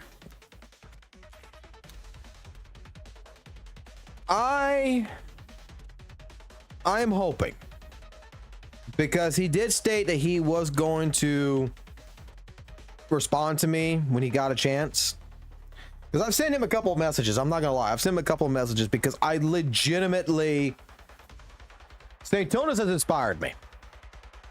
Won't lie. Some of you are not gonna like that. I know this already. Some of you are going to hate me for this. I don't think the guy's a bad guy. My opinion on him has completely fucking changed. And legitimately, I think that it would be beneficial to have that conversation, because after listening to, especially today with EO and Saint today, I'm already, like I said, I'm already working on scripted fucking content. I'm already working to see about doing better editing and everything, to see what kind of software and everything else I can incorporate with this and learn more tricks and everything. But I want to go back into content creation. But I want to go back into content creation that is more based on better quality of the videos. Because before, what I would be doing is I'm doing like what I'm doing right now. I would just sit around and be like, okay guys, good day to all you glorious rascallion bastards. My name is Fox Soul. Welcome back to their channel. Welcome back to some more Wuthering Waves. And in today's video, we're gonna sit here and we're gonna talk about whatever fucking opinion I want to talk about. So without further ado, let's get started. Play the intro. And then after that, I'm just running around and I'm talking about some. So, as I stated before, we're going to be talking about some topic that I have, you know, I want to talk about. And in today's topic, we're going to talk about blah, blah, blah, blah, blah, blah, blah. And it's 8 minutes to fucking 10 minutes of me sitting there talking about a fucking topic and just fucking running around and killing shit. I need to do better. I'm inspired to do better videos. Instead of just sitting here, don't get me wrong though, I will still be doing those videos whether you fucking like it or not, because there is some fucking times where I just don't want to fucking play the game. I just want to sit there and I want to talk. I want to yap. And I'm sorry to say it like this, but me yapping and trying to fucking fight a tactical hologram boss or Tower of Adversity and doing all this shit, kind of hard as fuck to do that at the same time. And I don't like doing B-roll footage. I really don't fucking like doing that. I like doing everything in one take.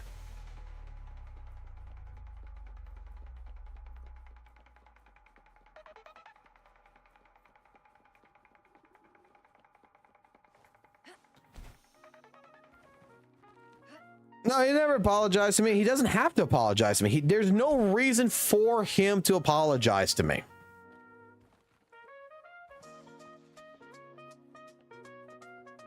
I was in the wrong.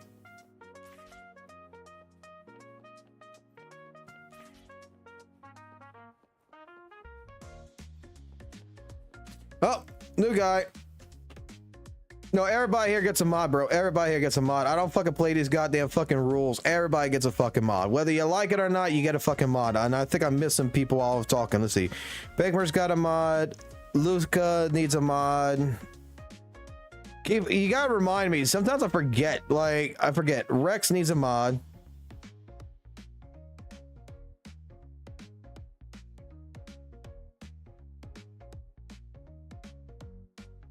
Renma needs a mod. All right, I think I got you all.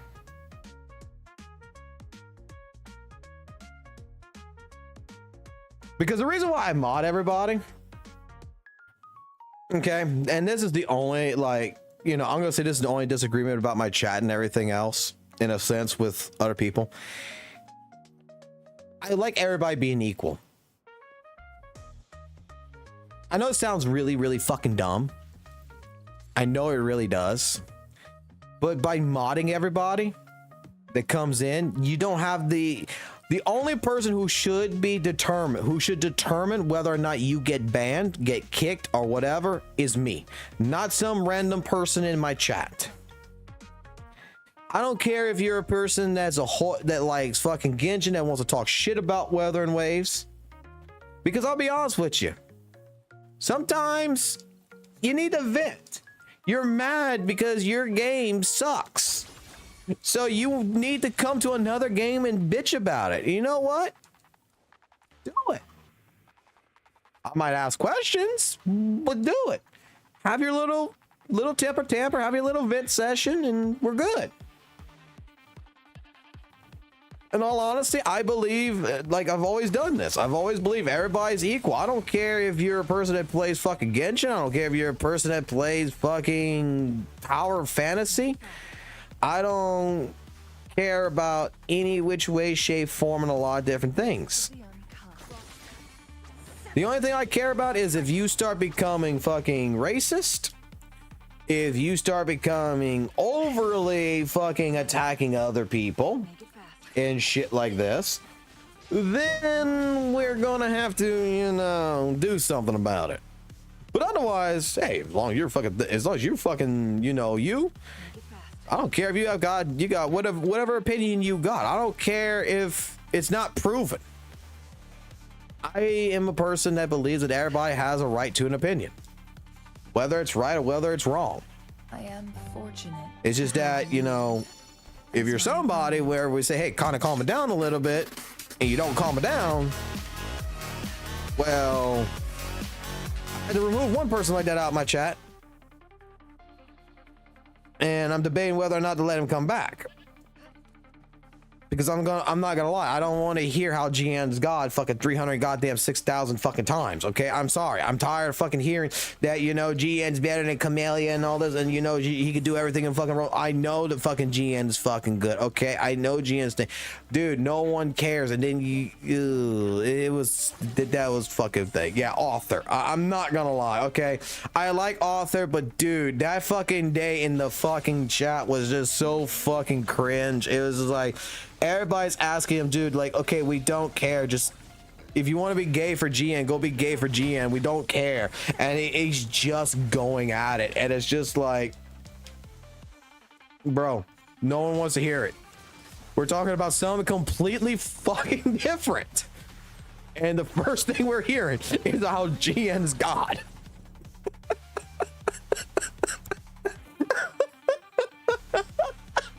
Am I wrong? Am I wrong? I thought it was fine.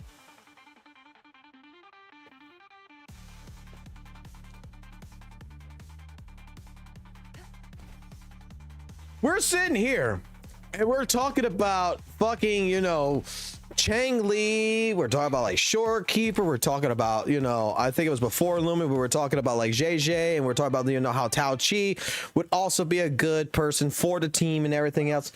We're talking about all this, and then all of a sudden it's like dun dun dun dun. Dun, dun, dun, dun, dun, dun, dun, dun, dun, dun, dun, dun. Did I hear about rotation? Let me tell you about my great old friend GN. Hey! Oh God, it's Author. That's right. I pulled the sword out of the sky, out of GN's ass, and I am the GN main. Let me tell you how you can get 30k damage by getting the best echoes during his rotation. For his alt, you need A, B, C, D, E, F. Like, god damn, bro, fuck me, holy shit. Welcome to the stream there, Murata. Damn, I get it, title card. Like, that was the funniest shit. But the thing was, is the chat was getting annoyed. So, like I said, like, hey, as long as you're not that annoying and you good, hey, we're all good.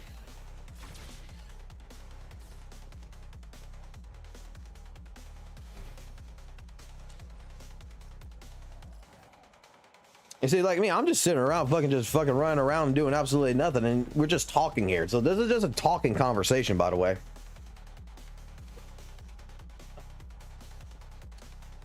Let me put it this way.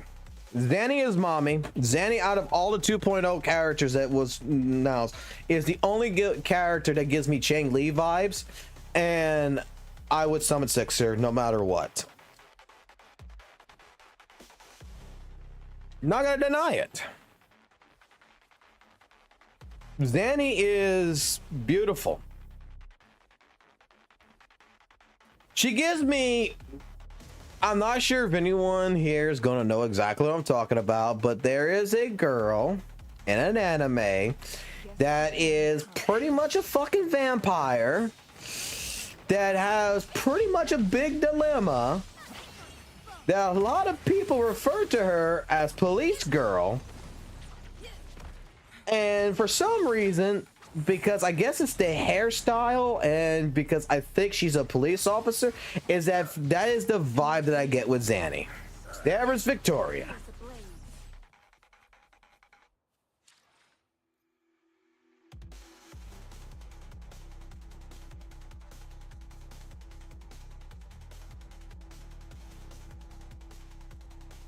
God, I gotta add you all as fucking mods. How many fucking people are actually here? What the fuck?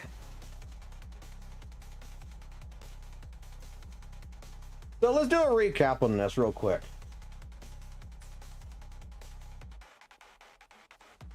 I think that we could all agree that when it comes down to Saintontas, in the past, there has been this impression, this look of a man that pretty much, for the longest time period, I'm gonna put this.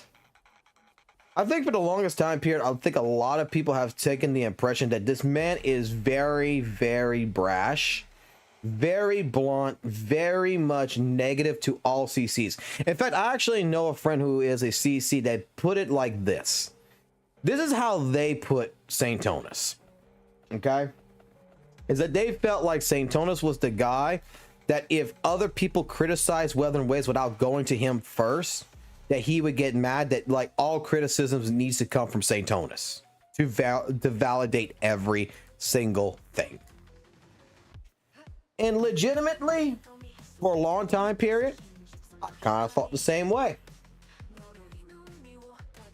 But the more I watch other bigger content creators, I'm not gonna fucking lie. Not small content creators, bigger content creators. I think a lot of these people don't fucking play Wuthering Waves or worth the fucking damn, because I played this game every single fucking day, man. And when I'm gonna read from fucking Gacha Smack, buggering Waves because, oh, he did not get his rewards because his fucking inventory was filled up. Yeah, I'm gonna have to agree with Saintontas on this shit.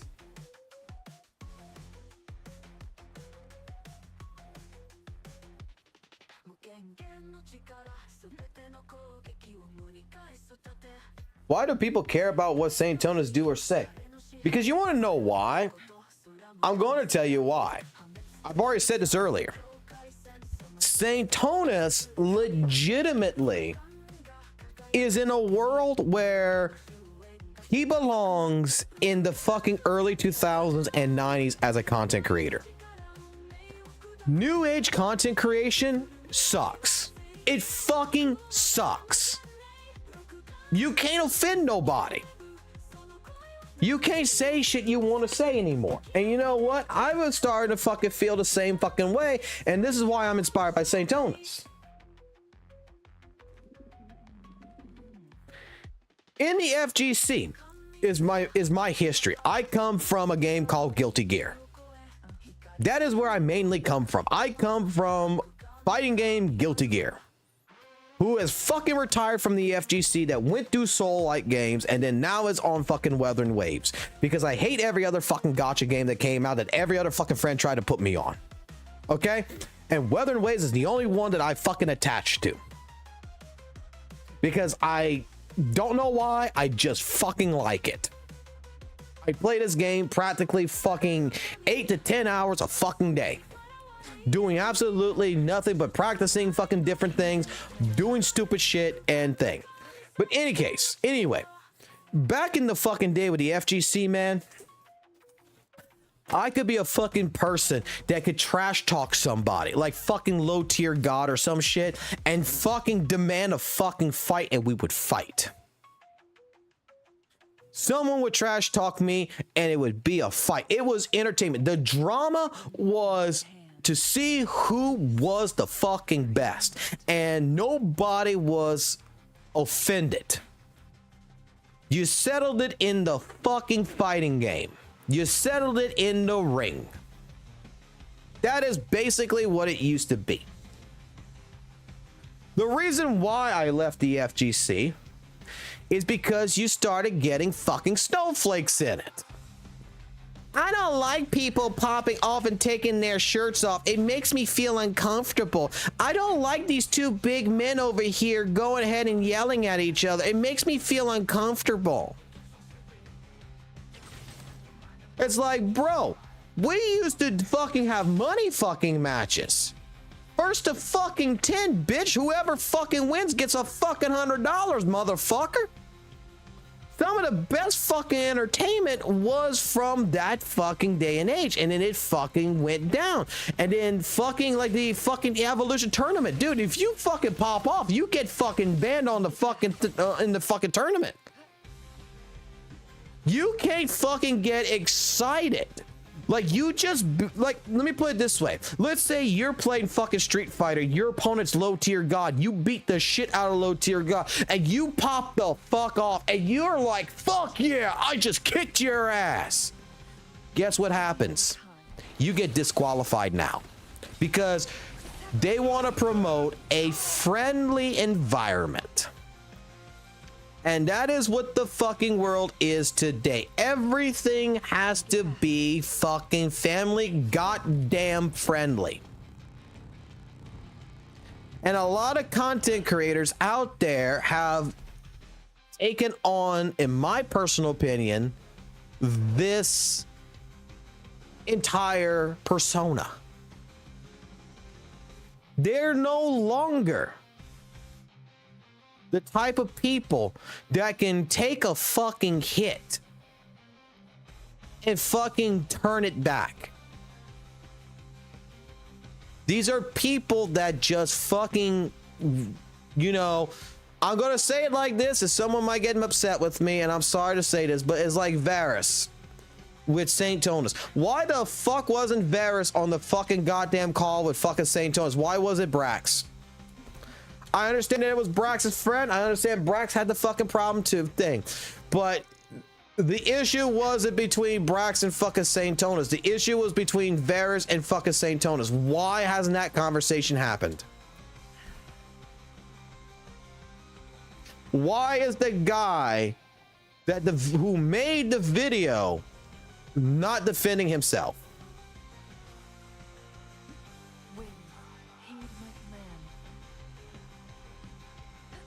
But you see, in the FGC, people would talk.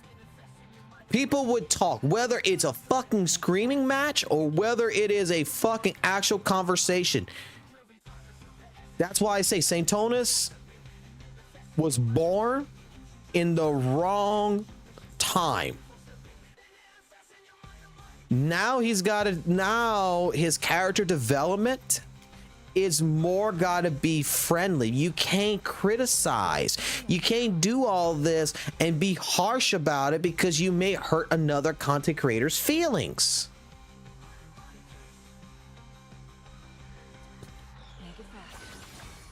Look, I got 3 videos right now about me and how much of a hypocrite, how much of a fucking bad person, how much I ruined my career, blah, blah, blah, blah, blah, by Athoma.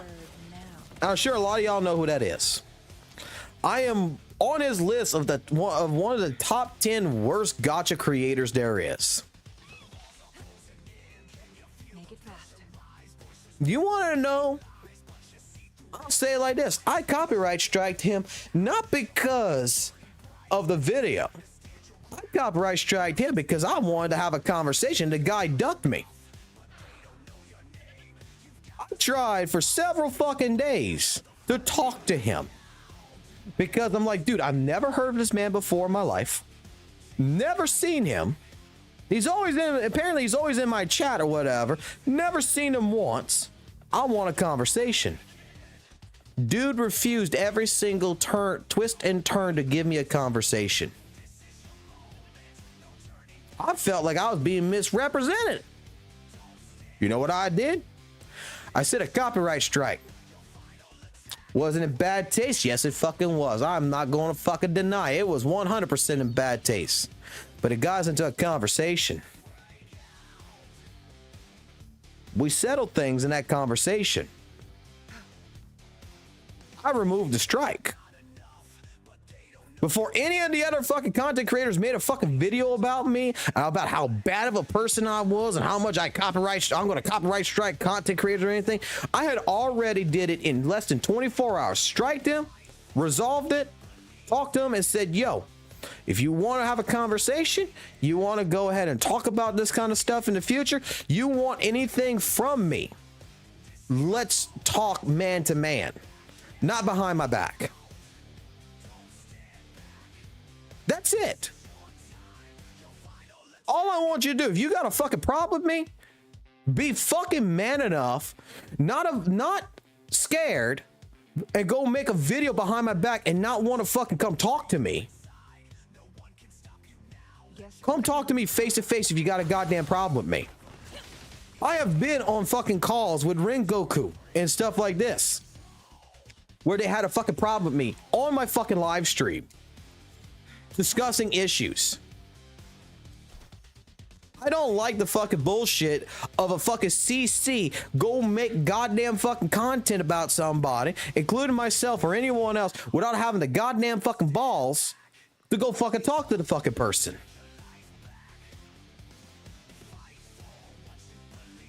I admit full fucking heartedly why I did what I did.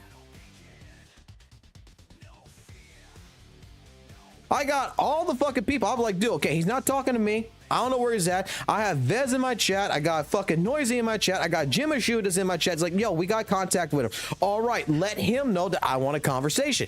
Well, you know what they fucking sent me? I got no reason to talk to him. Ha ha ha ha.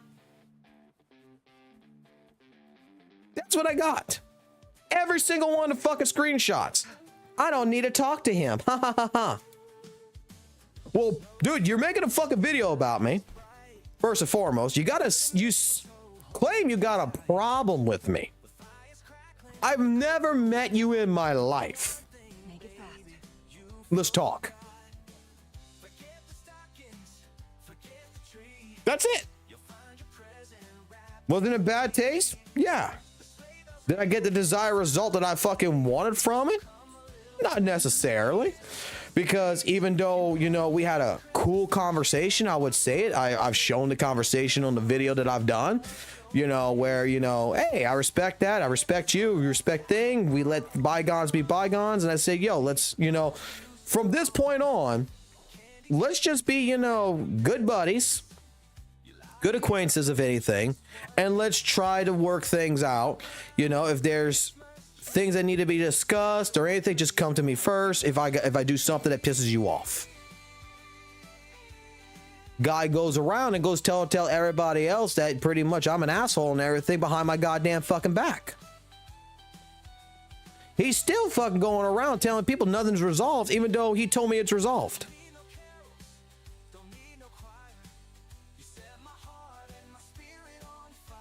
Like, apparently it's not resolved because you put me in the fucking top 10 the worst gacha creators there is, your fucking statements and everything else about that kind of stuff. And, you know, if I really wanted to, there's not a goddamn thing that would stop me from going ahead and copyright striking the 2 videos with my content on it.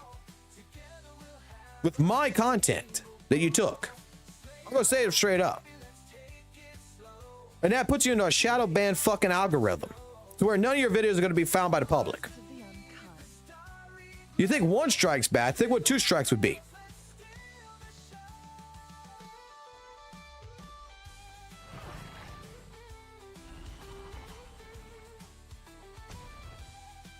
But, I mean, you don't want to talk, you don't want to talk. I thought we settled things. Simple, done, easy. I'm done with it. You didn't use my content in the last video? Hey, I would have given it to you. All you had to do is come tell me, hey, look, I want to use this stream. By all fucking means. I want to talk shit about you. Shit, I would have fucking recorded something brand fucking new for you. Simple and easy. Done.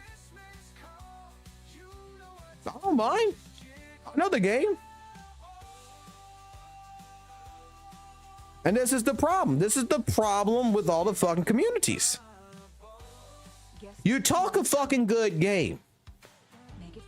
And this is why I respect Saintontas the most out of anyone right now. You talk a fucking good game. You fucking talk shit behind someone's back. You make a fucking video about them. You do all this shit. But yet, you're not willing to fucking talk to them. However, Saintontas, you make a statement. You make a thing. He's opening the fucking platform for you to talk. And if you don't talk, again, that's on them. This is why, like I said, Saintontas is not scared. He confronts it.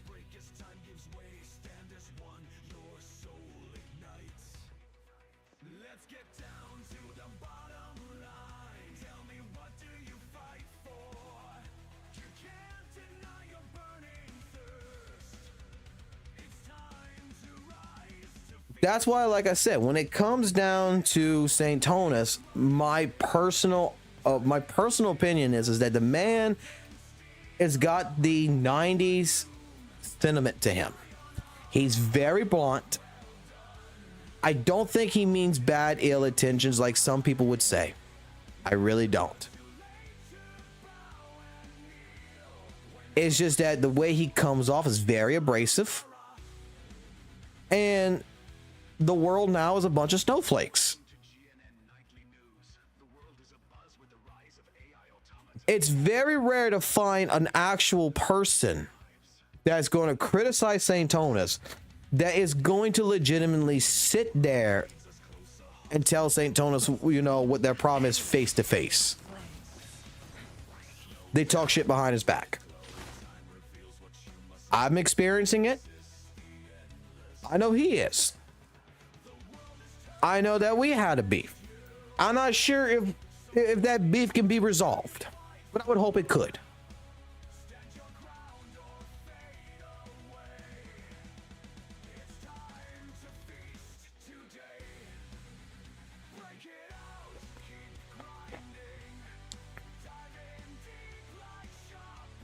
Like I said, I want to change certain things about myself, content creation wise.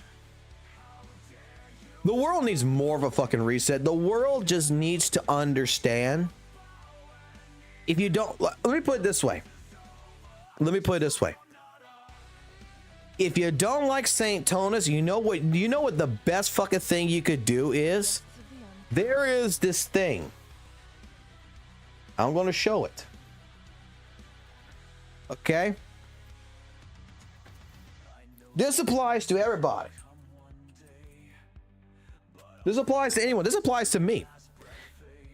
Let's say you don't like this man. You don't like Saintontas, okay? You're listening to him. You're like, I fucking hate this son of a bitch. You know what you do?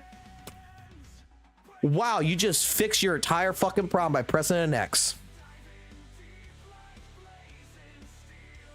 Holy shit. Should I do it? You know what? I'm gonna fucking do a tutorial video. I'm going to do a fucking tutorial video for this. How to fucking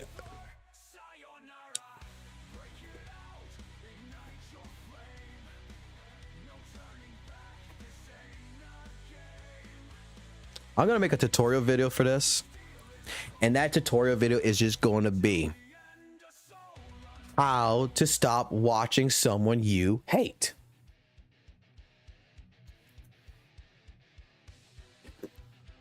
Oh, he's already confronted Gacha Enjoyer. I don't know if he realizes who Gacha Enjoyer is. I know who it is.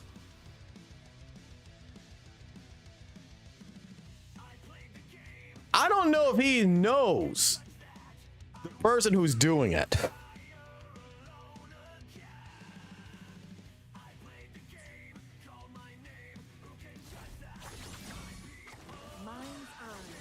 And that person already banned him.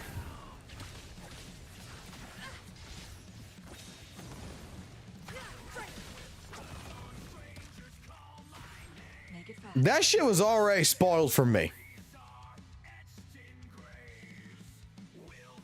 And I'm waiting to see if that fight actually takes part.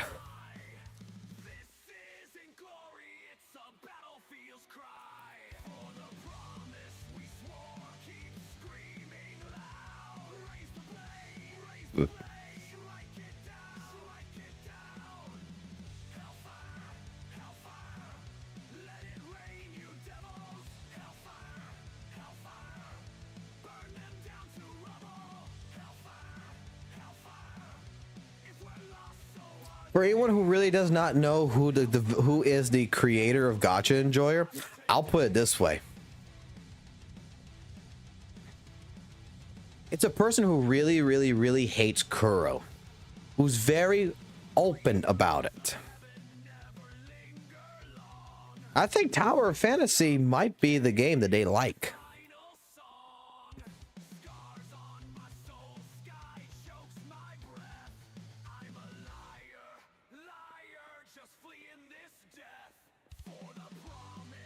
If you can't put two and two together from what I just said there,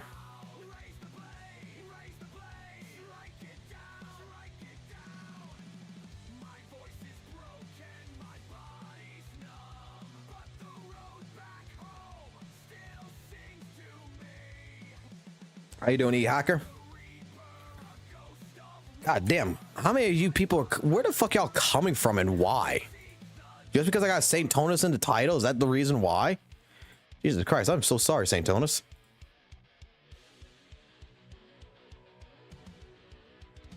Call me out, who can say it? A soldier or sinner, just names in the fray. Call me out, who can claim it? Is justice still a beacon or a shade of gray?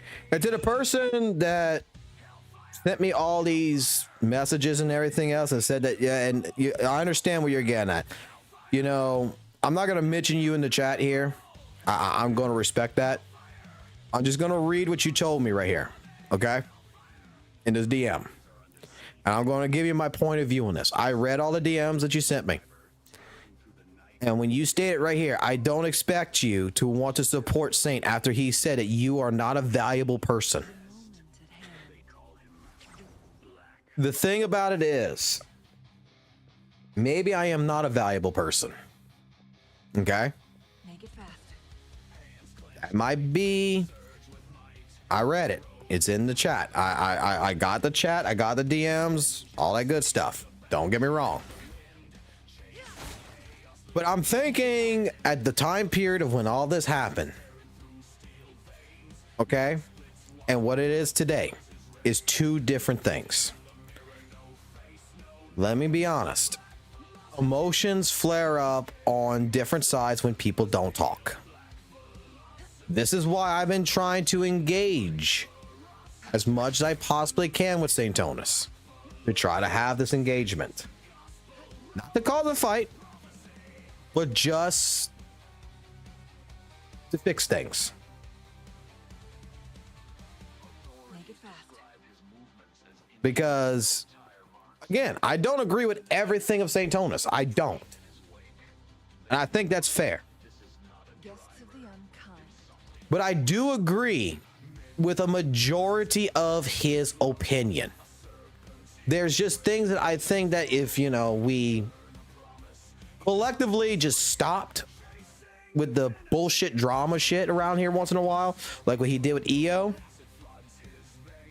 We just had a conversation. It could be all resolved in 10 minutes.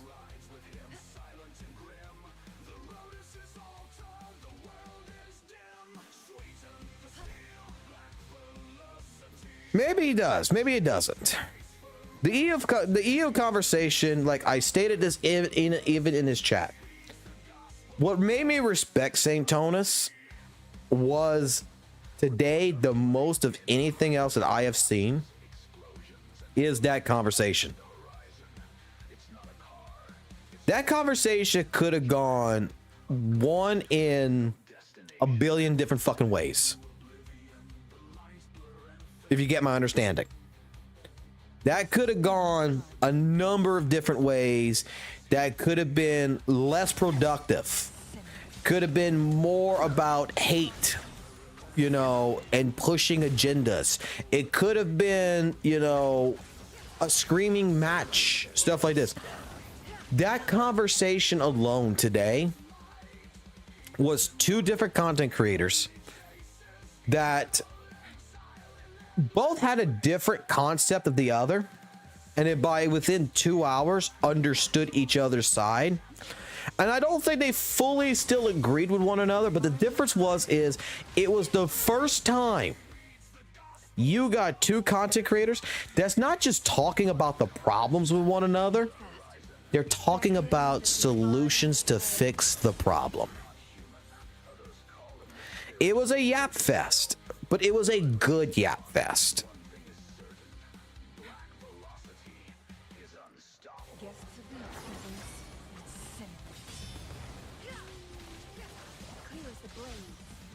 Like, the way I would put this, and I understand where Saint's coming at on this, I really do, is that the bigger content creators out there, and I've fucking said the same shit, and I'm sure Daniel here, I'm sure Jay here, I'm sure people who are regulars in my chat will fucking understand this and can testify that I've said the same shit. There is a lot of fucking big CCs out there. There's a lot of even general, just normal little CCs that doesn't play Wuthering Waves as much as they claim they understand the fucking game. These are people who will spend 15 minutes in the game rather than spend an hour in the game. And they'll go move on to fucking thing. And then all I hear is, oh, well, Gacha's time, you know, you got to respect the time, blah, blah, blah. All I hear is this fucking bullshit. My biggest problem with someone like Gacha Smack on this, okay? I don't dislike the guy. I'm going to tell you this right now. I don't dislike the guy. I don't hate the guy. But the guy made a comment a while back, and I have 2 videos on this shit. 2 of them about the take. Where he was upset because the elusive death realm didn't last till the end of the patch. So he didn't get the dreamless skin. And he made a video how dumb it was. And my entire issue here is that he's talking about family. He's talking about, you know, business. He's talking about this, that, everything else that's, you know, time consuming. So he doesn't have the time to do Wuthering Waves. But you could catch him streaming ZZZ for fucking 8 hours. You could catch him doing all this other stuff, all these other games and everything for 4, 3 hours, 8 hours plus. The event was 32 days plus.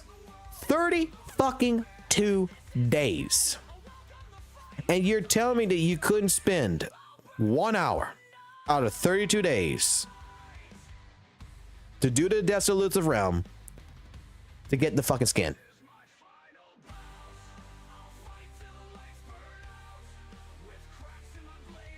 Well, actually, yeah, it does take a day, but like I'm saying, like an hour because it unlocks the next day and stuff like this. But in all honesty, to do the entire shop, to come here, to do all this with unlocking and everything, dude, I sat here. You could keep playing the same fucking levels. All you're doing is you're trying to get the fucking shit for the shop right here. Just enough to buy 750 of whatever the fuck it was for fucking Dreamless. And you guys gotta wait till this unlocks. You gotta do the fucking difficulty. Boom, you get through, you get done. You have 32 days.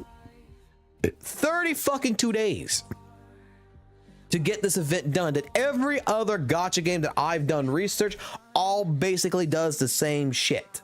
You're pissed off at Wuthering Waves. You're pissed off at Kuro and calling them stupid for not making it last to the end of the patch. That was like one of the bad takes that I will say that I think Gacha Smack really fucking brought up, that I made those 2 videos about, because it's like, dude, this is like the dumbest thing. And then he goes talk to the people of Kuro to get it changed for future purposes.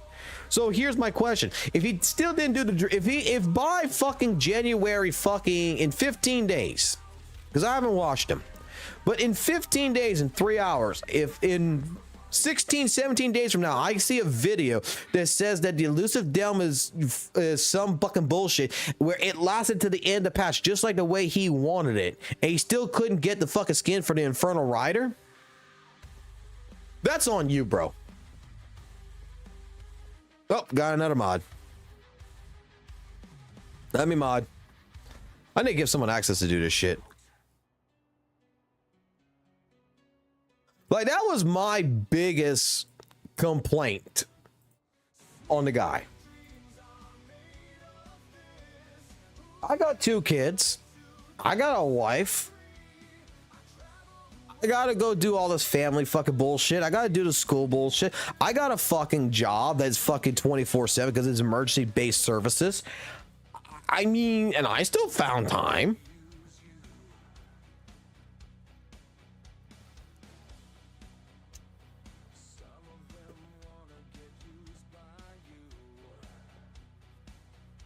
Everyone here becomes a fucking mod. Everybody becomes a mod. You get a mod. You get a mod. Everybody gets a fucking mod.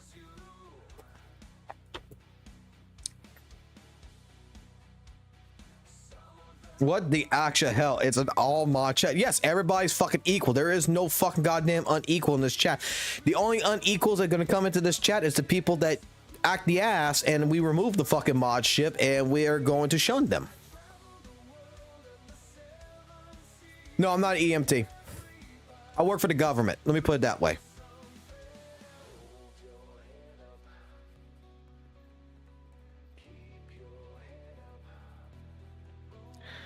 Like, that's why, like, I do agree with, like, Saintontas' take. There is, oh, thank you, Daniel, for again a month for being another resonator. This is your 2nd month, isn't it?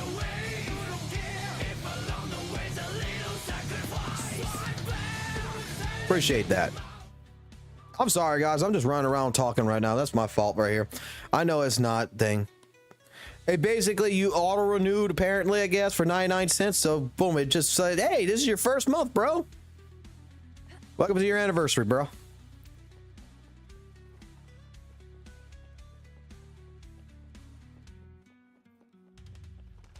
I'm just running around fucking just bullshitting right now.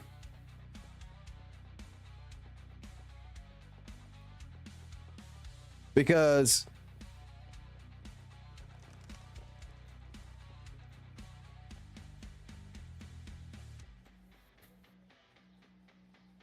yeah, it's Gato.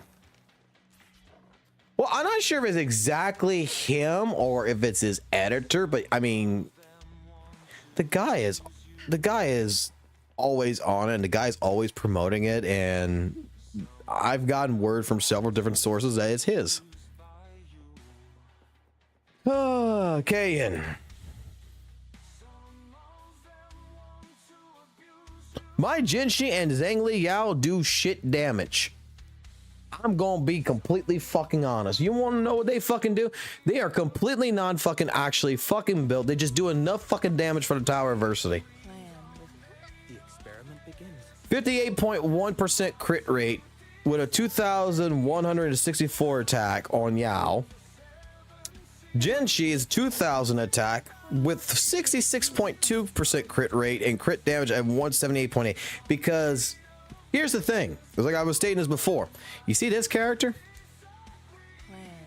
2,500 attack, 74.9 crit rate, crit damage at 244.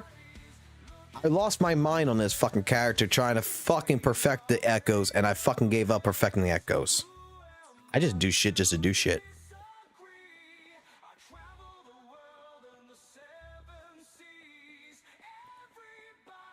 I don't understand what the tourist thing is. Someone would have to make me understand this.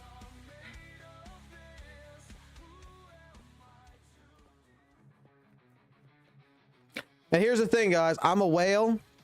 Okay, I'll show you. I'm a whale. 6. This one right here was not supposed to be a 6. We won every 50-50.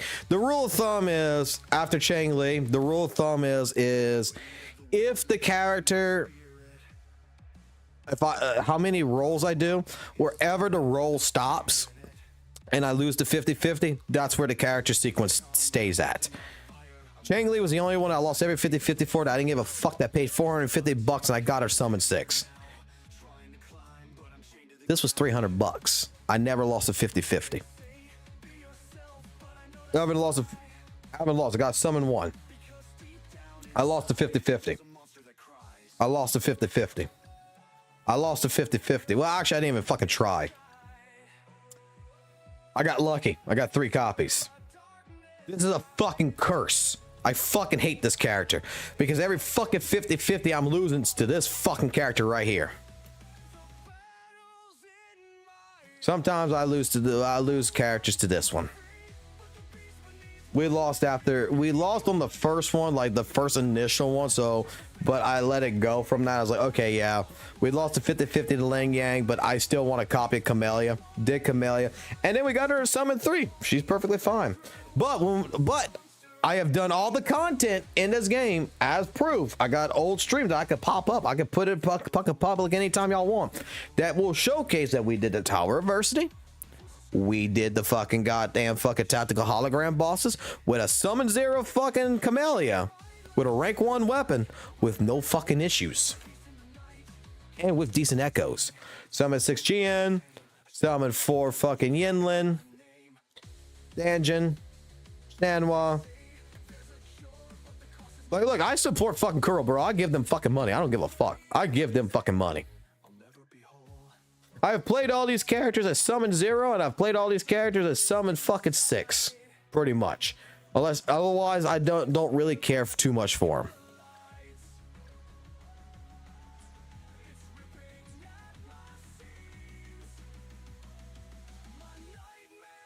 Oh, you want to see GN again? He's summoned 6, bro.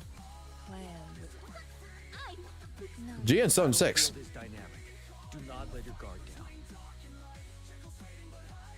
He summoned 6, and he's the only character I got a summon 5 fucking weapon for.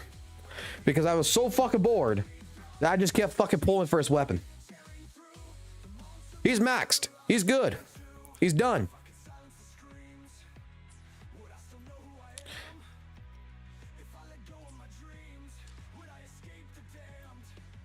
Just like my fucking map, bro.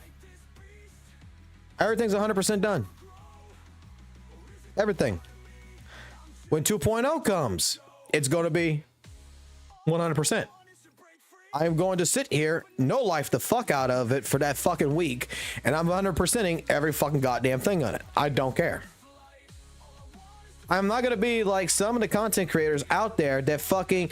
Dude, I'm not sure if y'all gonna know who I'm talking about or people I'm talking about, but have you not seen some, if you've fucking seen some other streamers out there who are content creators that talk about the problems of Wuthering Waves, right? Oh, Wuthering Waves has this problem, that problem. Look, I nitpick Wuthering Waves myself. I think Wuthering Waves has some problems too. I nitpick them. I will not lie. But I will say that I think people who actually play Wuthering Waves has more of a justification than someone who spends 10 minutes on Wuthering Waves. Because have you not had the simple situation where you watch a streamer and they're running like this, right? They're talking and they're running, and then all of a sudden, out of the corner of your fucking eye on their stream, you see a fucking chest. And you tell them in the fucking chat, dude, you just passed up a chest. And they look at, and they fucking tell you in the chat, yeah, I can't be bothered. I did that shit too much in Genshin. I'm not going to do it again. It's fucking right there. The puzzle is right fucking there. You're doing nothing. I do nothing in this game. You have something to do. You can collect the chest. You can kill the bolt flies. You can fucking bring the butterflies to their fucking destination. Me, my entertainment is watching two fucking goddamn fucking squirtles over here fucking go ahead and fucking have a dance party.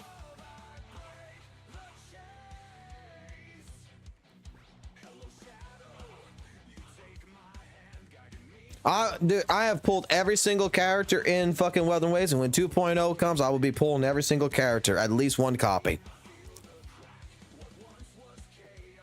You know what? I think it's time to fucking join these motherfuckers too, by the way. Fuck this shit.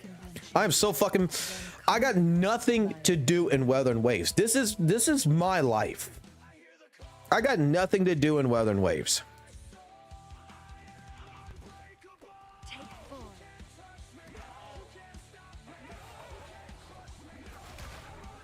Wow. Y'all racist. Y'all don't like me because I got fucking better fucking... I got a fucking shiny color, you son of a bitches. You saw it. You saw it. You all saw it. Those two turtles came at me. I was coming in. I was going to have a dance party with them and everything. Them motherfuckers came out and they come fucking jump my ass. Nope, the trophies aren't 100%. That I don't have 100%. Because you know why I don't have it 100%? I'm going to be completely fucking honest with you. I don't give a fuck about Rover.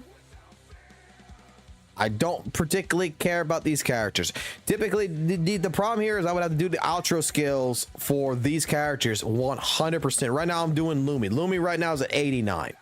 I have to do the outro skills and all this, and I particularly don't really care to do that right now. And I think this one right here too, which I gotta go play Shiax, and I don't fuck.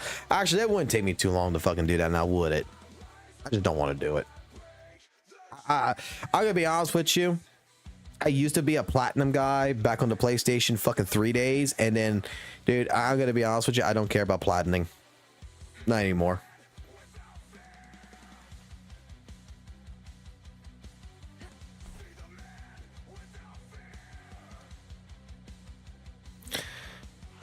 But try here again. Hey guys, look. Oh look. Are y'all letting me dance? You know, that would actually be a cool thing. I think that would actually be pretty cool as an Echoes thing, is if we could legitimately like disguise ourselves as Echoes, and like the turtle, I could come walk in and the other turtle Echoes would not be bothered by it. And you know, we could actually have a dance party, bro.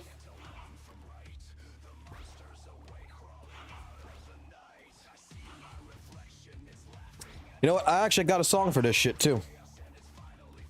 Let me get a song up. Let me get the song for this.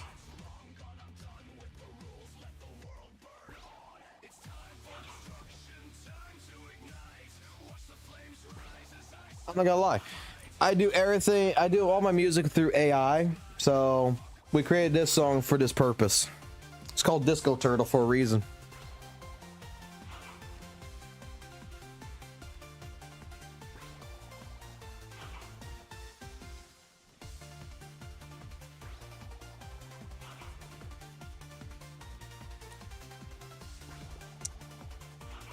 I can't have Lumi. I'm too close to pity.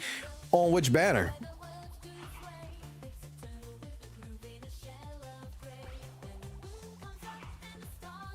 Do y'all want it? Do y'all want the Saintontas glazing song? I'll give you. Look, I'll give you the Saintontas theme song that we made. Hold on.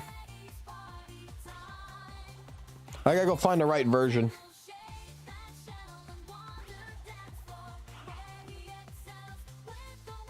Like, yo, if Saintontas would be in my chat, bro, like this would be every time he would show up, I would have a fucking goddamn command that only he can use that would initiate this. I think this is it. I could be wrong. I think this is it. Saintontas rises, the EOS machine in the chaos of battle. Nope, this ain't it.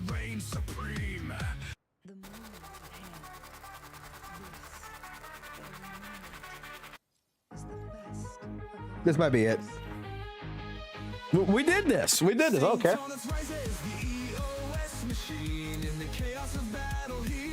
supreme. Twin dragon ego is power untamed. Kuro's defender, the one they've all named.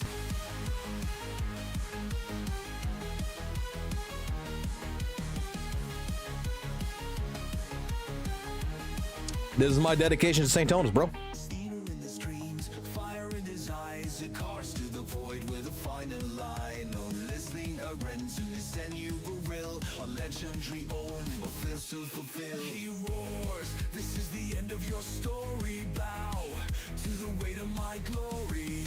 In the clash of fates, his name resounds. A defender, a savior with chaos abounds. Saintontas, the EOS machine, breaking through the storm with a power unseen. Twin dragons ablaze, they tear through the night. The Grimmo defender, the Grimmo of light. I got multiple versions. I'm still working on it. His ego unleashed, a double-edged sword, both his gift and his curse, his eternal accord. With every strike, he shapes destiny's thread. Each foe that he faces. Look, I would play ZZZ, but I got bored with it. I'm not gonna lie, I got bored with it.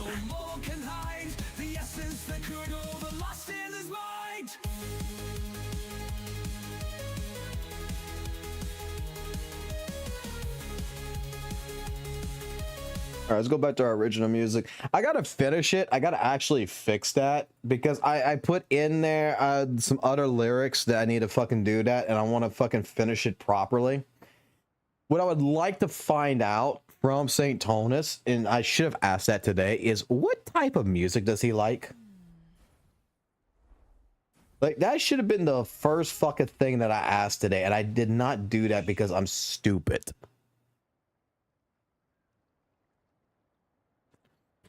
Gacha Smack might be right. He says WUWA's becoming garbage and dying. It's not garbage. It is not dying. Let me mod you, by the way. The drama that's going on is that legitimately people are giving Saintontas a bad rap, and not gonna lie, in a couple of different ways, Saintontas did kind of cause that for himself. Okay, but it's not particularly his fault. Okay, it's more of the scenario to where Saintontas, like I've stated this already a couple of times in the stream so far, Saintontas so far has come off more and more aggressive, and that is due to emotional development. If anything, that's not really. Look, I've crashed out myself on the fucking live stream. I have said a few things here and there, which it just bluntly fucking said it, and it just happens. Chat pushes your buttons sometimes, different pressures come in, stress comes in, and that's what happened with Saintontas. That's the way I see it. Does it make the guy a bad guy? Fuck no, it doesn't make the guy a bad guy. The guy is not a bad guy. The guy is just very passionate about what he does.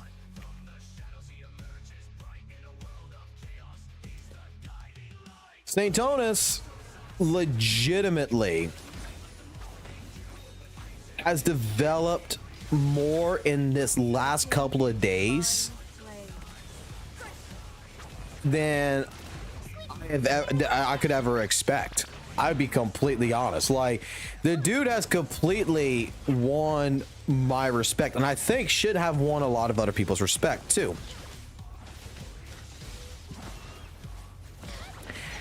Does he come off brash? Yeah, but like I stated this before, he's in a world of snowflakes, of people who can't take criticism. Like even he said, people need to learn to be able to take a hit.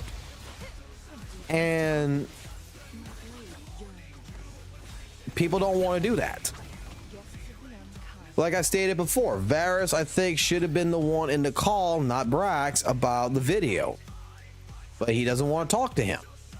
I had the same situation with Athoma. I tried talking to the guy for several fucking days. Didn't want to talk to me. Guy had a problem with me. Guy would not talk to me, but he's talking so much crap about me in the background that I really want to find out what I'm doing wrong. And I got emotional and I did something I shouldn't have done, which is a copyright strike. which in less than 24 hours, we got into a conversation and resolved it. As far as I know, apparently I didn't. Apparently it's still an ongoing issue, even though I got the messages that from Athoma that says, hey, yeah, man, I respect it. Thank you, man. And, you know, hey, if you got a problem, mate, talk to me to my face. The problem is that Saintontas is not having the people that only very few of them are. Not all of them. Only very few people are willing to actually have that conversation because honestly, I don't think they give a fuck about Wuthering Waves. I don't think so. I don't think they care one way or another if Wuthering Waves is a good game, if Wuthering Waves is a bad game, if Wuthering Waves succeeds or fucking dies. These people don't fucking care. That is my honest fucking opinion. They make these videos, they talk about all this stuff, but when the time comes to actually sit there and defend their criticisms, you can't find them. And Saintontas is pretty much calling them out. Is he being brash about it? You know, yeah, I mean, I'm not gonna lie. I mean, there is some things that, you know, Saintontas is probably grasping a little bit hard on, like B-roll footage or some stuff like that. But its point is not wrong.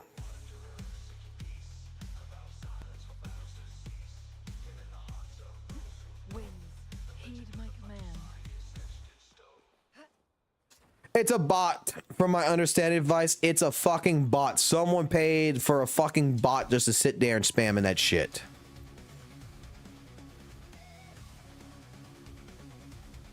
To me, the only issue that I see, and this is why I'm trying to correct my side of things. This is why I'm trying to talk to people like Athoma. I'm trying to talk to other content creators that don't like me because of my past, you know, my past issues that I've caused.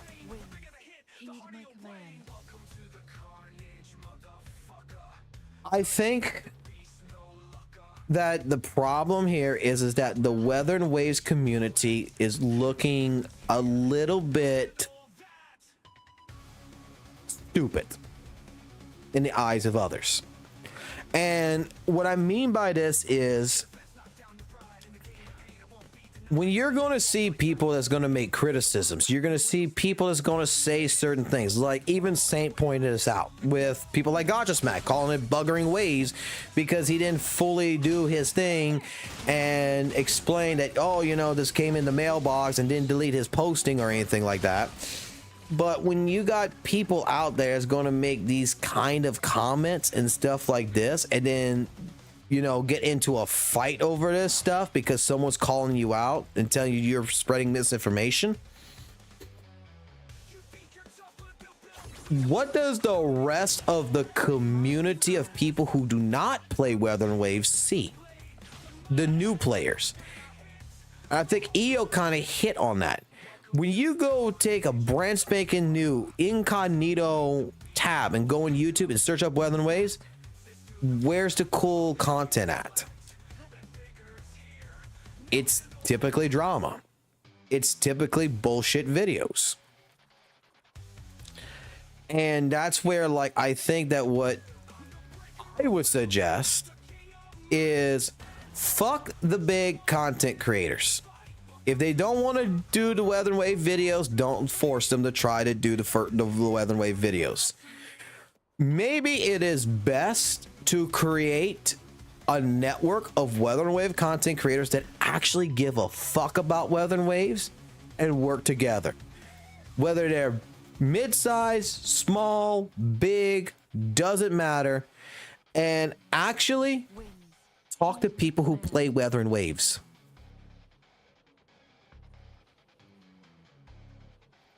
Guests of the cage. And who's the caged bird now? Because clearly there's going to be people out there, even though they're not, I'm going to say it like this, even Fob I don't think is wrong, but I think Fob did not express the point the right way. But you're gonna have people out there that's gonna say Jin Shi and Chang Li are the same character, and then after all this, they're gonna play victim or whatever, and they're gonna be toxic positivity, and they're gonna be spamming that shit in, you know, someone else's chat, and you know what, not handling the situation in the right way. Whereas I think personally, you know, let them say what they want to say. I want to see an actual group of content creators that work together. That's only Wuthering Waves. They live, they breathe, they speak it, and they work together.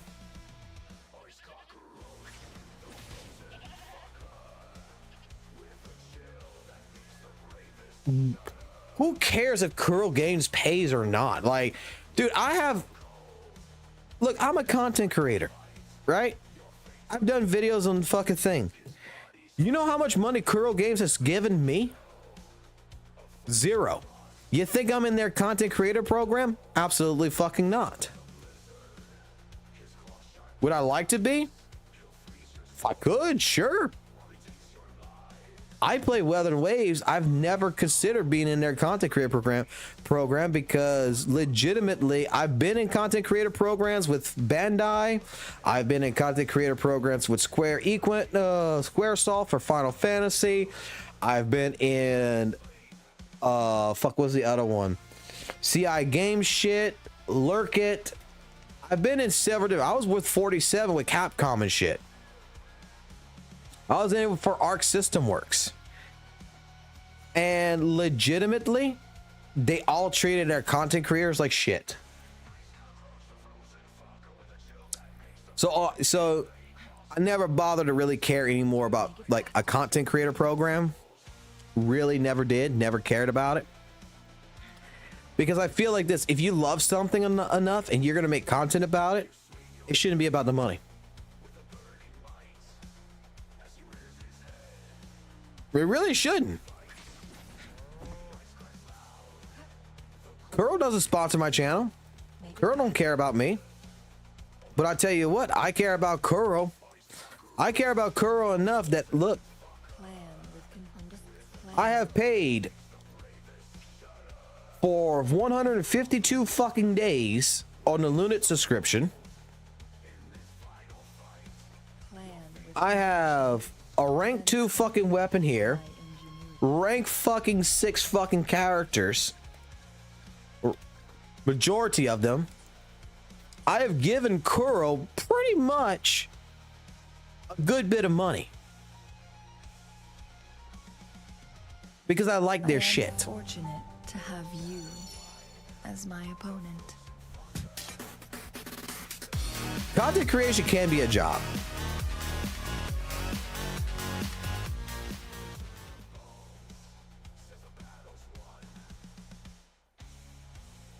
Content creation can be a job if you want to turn it into a job. I haven't made that decision yet if I want to turn it into a job because I got a career right now going on. I just sit here, I play Wuthering Waves, and I have fun. I talk to people. And the way I've always looked at live streaming and video creation is that I just want to make videos. I want to talk to people, and I want to do my shit and legitimately find people who, you know, I can work with in a sense that I can be friends with that's in common. I don't want to work with someone who plays Genshin, to be completely honest.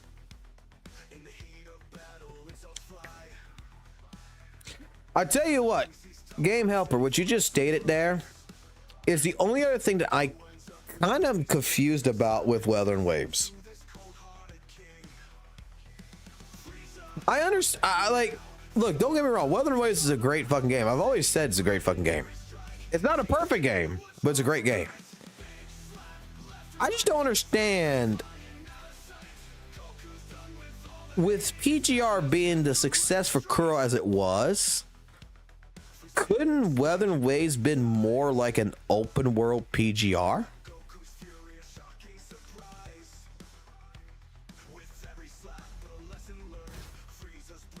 I mean, I'm just saying, couldn't have been more as an open world PGR game.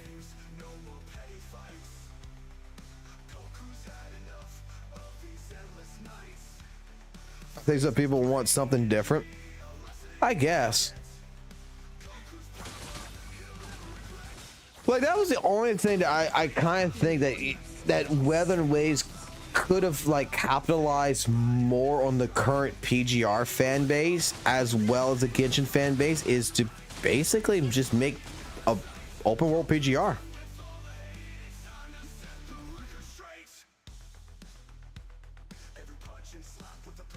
That's the thing, Yo Blue. That is exactly the thing, because I'm not gonna lie, I kind of prefer the closed betas footage I've seen. I kind of like the way that they were going in the beginning of that, because when I saw that footage for the first time on the stream here and people were linking that shit to me, I was like, yo, when the fucking crown list like came out and fucking Where's My Crown and fucking beat the shit out of Rover in that cinematic and shit, and Yang Yang basically was on the verge of fucking dying, it was like, yo, this fucking story, what happened? I'm not gonna lie, I was like, what the fuck happened? This is amazing. When I found out that fucking the bosses had mechanics behind him, like you could knock the fucking, you can knock off the Inferno Rider off his bike if you did a counter action on him, a counter attack on him. Seeing stuff like that, knowing that Ajax, you had to hit the core in the chest more in order to do more damage. You had to dispel Scar's shield in order to do damage to him. These different mechanics, it's like, dude, I'm not gonna lie, it gave the game, in my personal opinion, a little bit more personality than what we ended up with. I don't understand, like, I kind of want to say that I think that the people who played the closed beta was Genshin fucking players, and they are the ones that fucked Wuthering Waves in terms of things like that.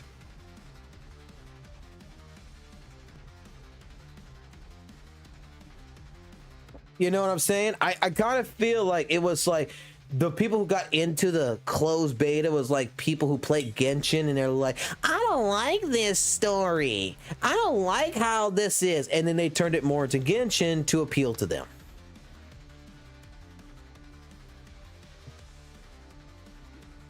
I mean, overall, I think that what Kuro might do with 2.0 and future development is to bring more of those closed beta, you know, testing ideas back into Wuthering Waves.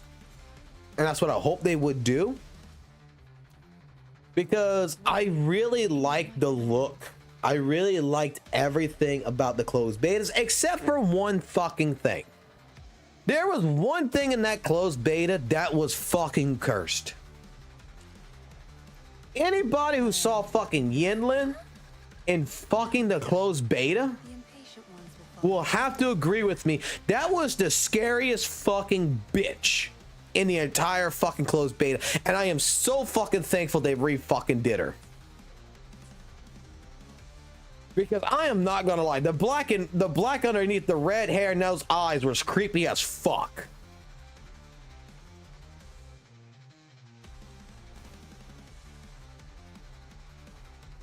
Yeah, Yang Yang, not Yang Yang, Ling Yang. That motherfucker was creepy too. Oh my god, they made a lion boy. What the fuck? Like, he was fucking furry and shit. I'm so glad that they even changed his ass.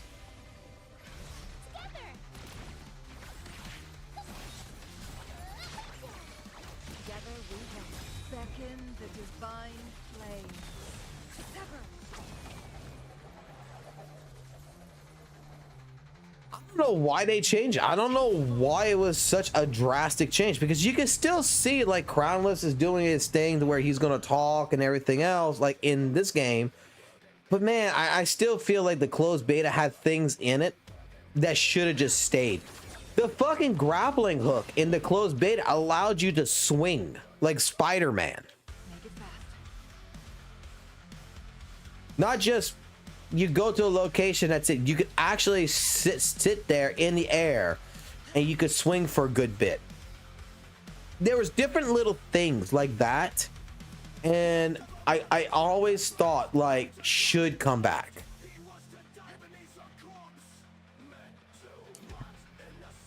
I know you don't need it. You can fly now, but it's personality. That's the thing that I like about Wuthering Waves. And that's the thing that I hope that Wuthering Waves keeps excelling at. And this is the thing that, I mean, I keep saying this is the thing. This is the thing. I'm just saying, Wuthering Waves, in my personal opinion, has the absolute best structured,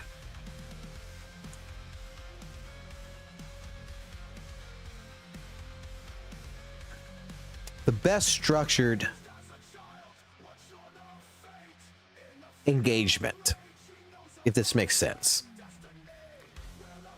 Like, when people are going to say that, you know, Wuthering Waves is not immersive, I do think it's immersive. I'm not sure about these people who say it's not. But I do know that unlike Genshin Impact, in Wuthering Waves, I can go to an area where NPCs fight one another. I can go to a place where I can watch discords fight one another. I can watch humans fight discords. The world feels alive. In Genshin, it always felt, when I did try it back in 2020 for that one time, for that 19 hours, Genshin, from what I remember, and I'm sure it's still like this, felt standstill. It was pretty, it looked nice, but the world itself looked stationary. It didn't feel alive.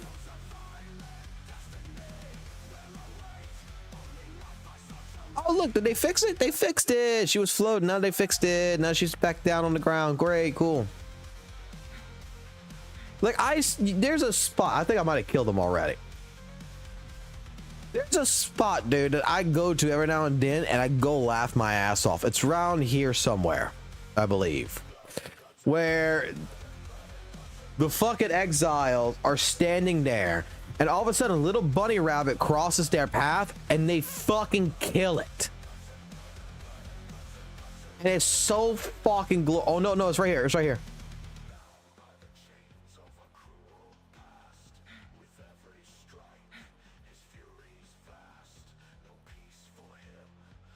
Where's the rabbit at? We need the rabbit. We need the rabbit scene. Where's the rabbit? Guests of the unkind.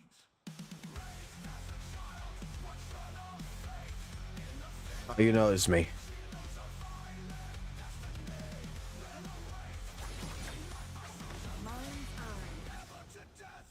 Like, this is what I'm talking about. Like, you don't see this shit in Genshin.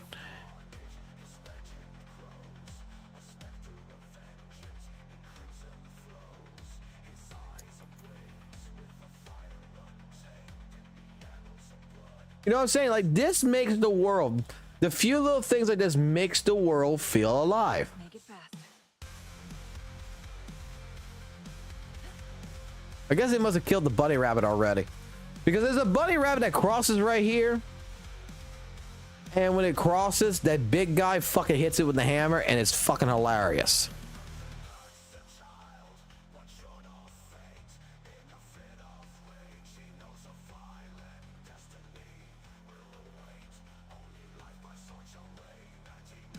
Look, I like sitting here and I like fucking taking bets on who's gonna fucking win.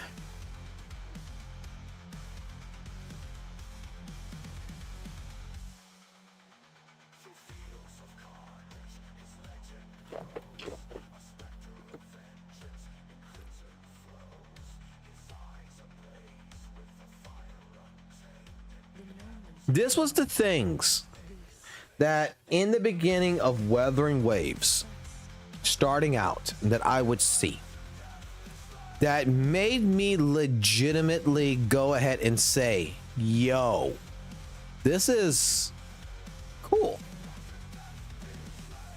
Now, over the course of time, I will put it like this. I've gotten to the point to where Wuthering Waves, and this is why I'm waiting for 2.0 so fucking bad, I'm burnt out. Won't lie. I'm a little burnt out on Wuthering Waves. There's not much to do right now. And I can understand this, I can understand people's gripes about like, yo, hey, content's mid. Tower of Adversity's mid. There's no end game. Make it fast. I hear this. My first thought process is that I do agree. But when you find out that the motherfucker is only goddamn union level fucking soul level fucking 1 and has not even hit the top of the surface of the fucking game, it makes his point very much, like Saintontas would probably say, not good and deserves to be criticized.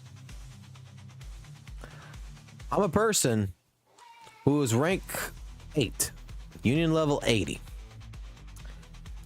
who has done everything in this map, has done every single event, done every single story, has not missed a goddamn thing in this game.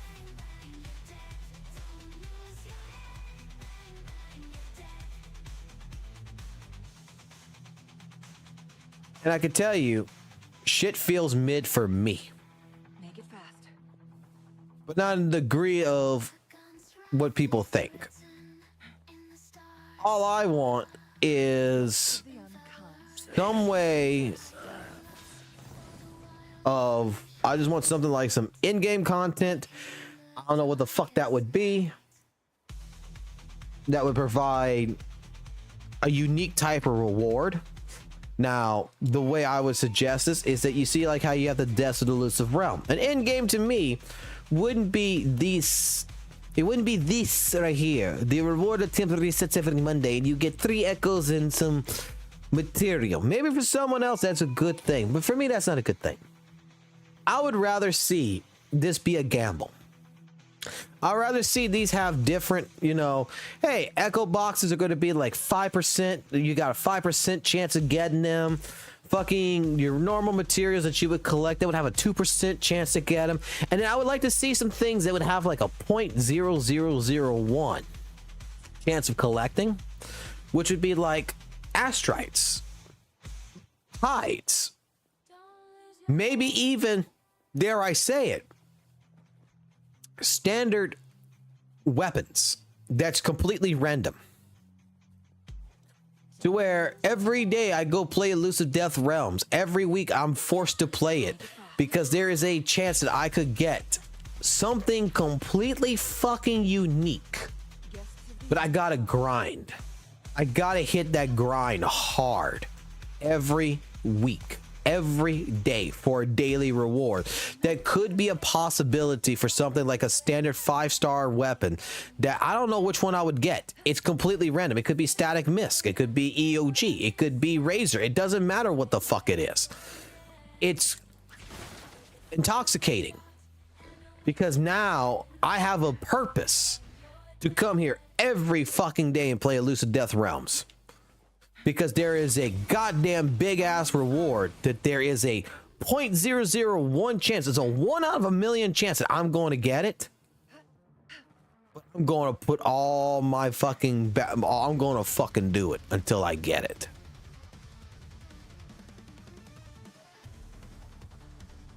I don't think 100%ing is a scam.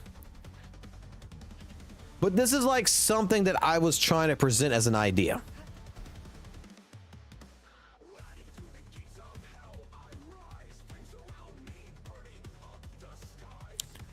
You know, Because I think that the end game should not just be an end game. It should be an end game that has a unique reward that justifies the grind. Because we have technically an end game right now. Okay? That's the Depths of the Elusive Realm. You have 12 rewards out of it that resets every Monday. But let me be completely honest, and this is to not really like casual or meta people, I guess. It's just a general question. Do you honestly care about these types of rewards? Or would you not care to do this every single day and hope to God that you would collect something like I said? Like, what if one of the rewards, and it's a small fucking chance that you get, but it's just a 5-star standard weapon? You know, something that it will completely randomly pick one of these and say, here you go. Today, after a month, you got Abyss Surges. You got Emerald of Genesis. That's the problem with the endgame. Endgame needs to have something that's unique behind it that forces the player to grind. It could be even a 5-star standard character that it would give you, like a wave band or a unit if you don't have the wave band. If you already don't have the unit, right? Instead of it will give you a unit if you don't already have it. Completely fucking random. Maybe even a random 4-star, like, hey, you having trouble getting Lumi, you play this, you got a higher chance of getting Lumi, you know, without spending money or doing the gambling, and you make it skill based. I even suggested, another suggestion that I had was the tactical hologram bosses. You know, here's another suggestion. Why can't the tactical hologram bosses have a difficulty 7?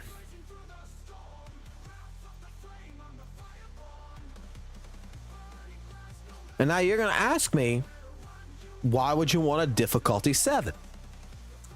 The reason behind a difficulty 7, and I'll go over here real quick and I'll show it, is that like the Tower Adversity, or actually more like the Elusive Death Realms, we can use difficulty 7 that would reset every single Monday. And it's a handicap system. This is what I'm going to input into the feedback. What I would like to see is that there would be another slot, difficulty 7, custom, where you adjust the life of Tempest. You can put a shield on Tempest. You can go ahead, you can make Tempest as strong as you want. And the stronger it is, where you see the first clear rewards, you see how you get like 20 astrites, 150 of the stuff right here, 2 echo tubes and everything.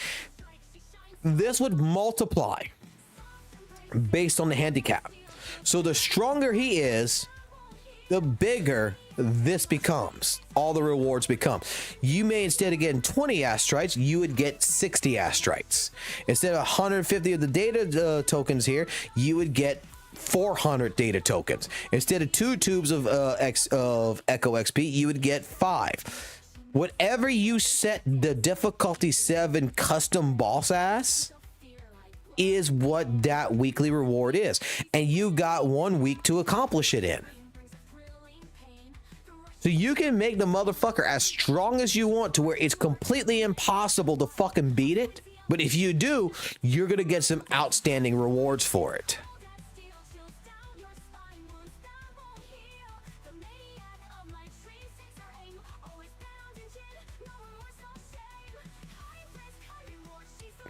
So that way, at that point, for the whales, for the people who want to test the limit of their characters, you got a custom boss that you set the difficulty to. If you're a casual player and you don't want to go that way, but you're good with the standard, you know, hey, I'm good with the standard, you know, difficulty 6 or whatever style boss. Hey, you get yourself your rewards like you would normally get it. But if you're a player out there that's bitching that the game's not hard enough for you, you just can make the fucking shit harder and you get actually earned from it.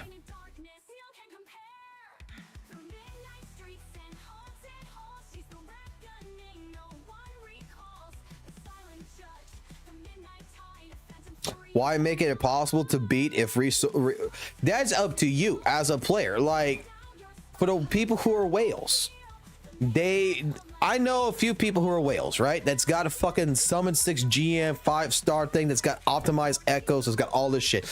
Dude, they bitch so fucking much that, oh, Tower Adversity only takes me like 20 seconds to clear. Oh, the technical hologram bosses only takes me like 50 seconds to clear. Okay.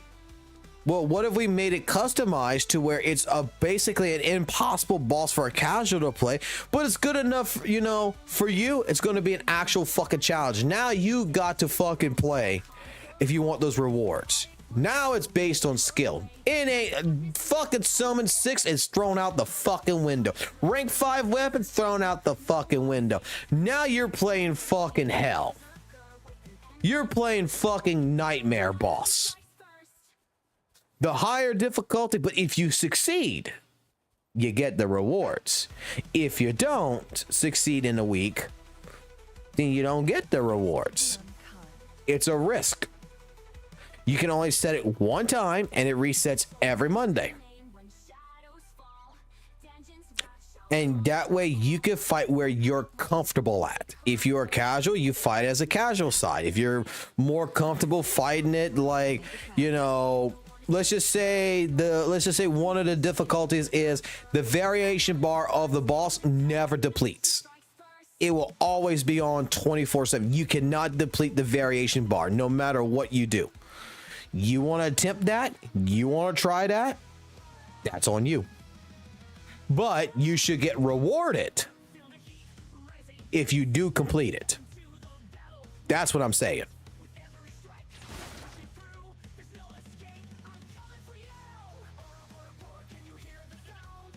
That way, for people, it's a custom setting. It's you determine how fucking you want to do it. Make it fast.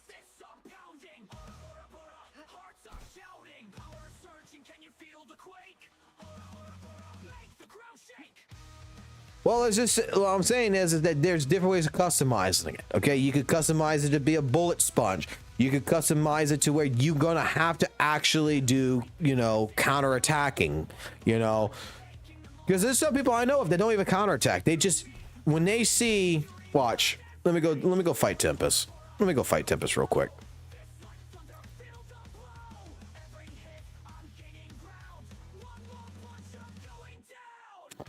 Let's go fight Tempest. And you know what? Let's do the latest. Let's do Camellia.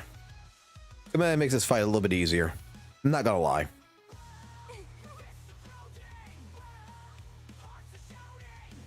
You've been playing for 3 hours. Please don't forget to take a break. Bro, I probably need to take a piss to be completely honest, but I'm holding off on it right now. There's some people I know that will play like this. They'll come in, they'll start the fight.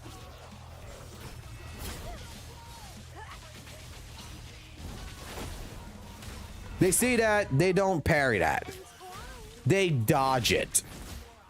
They dodge, okay? Why? Fuck knows why, but they dodge it.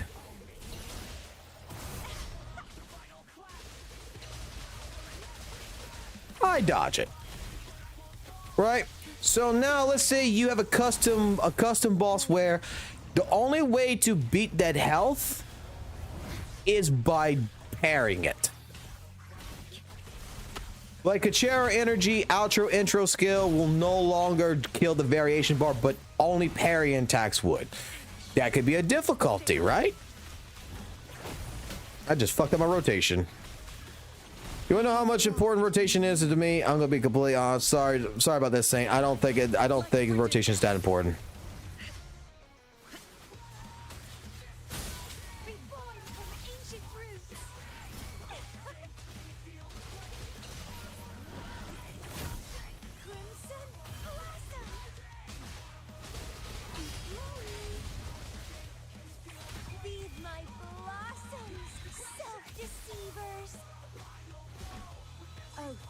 from the heart.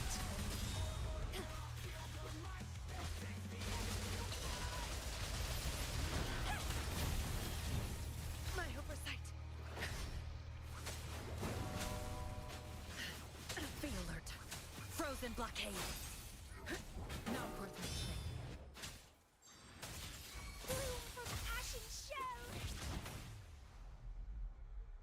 I fucked up the Nan.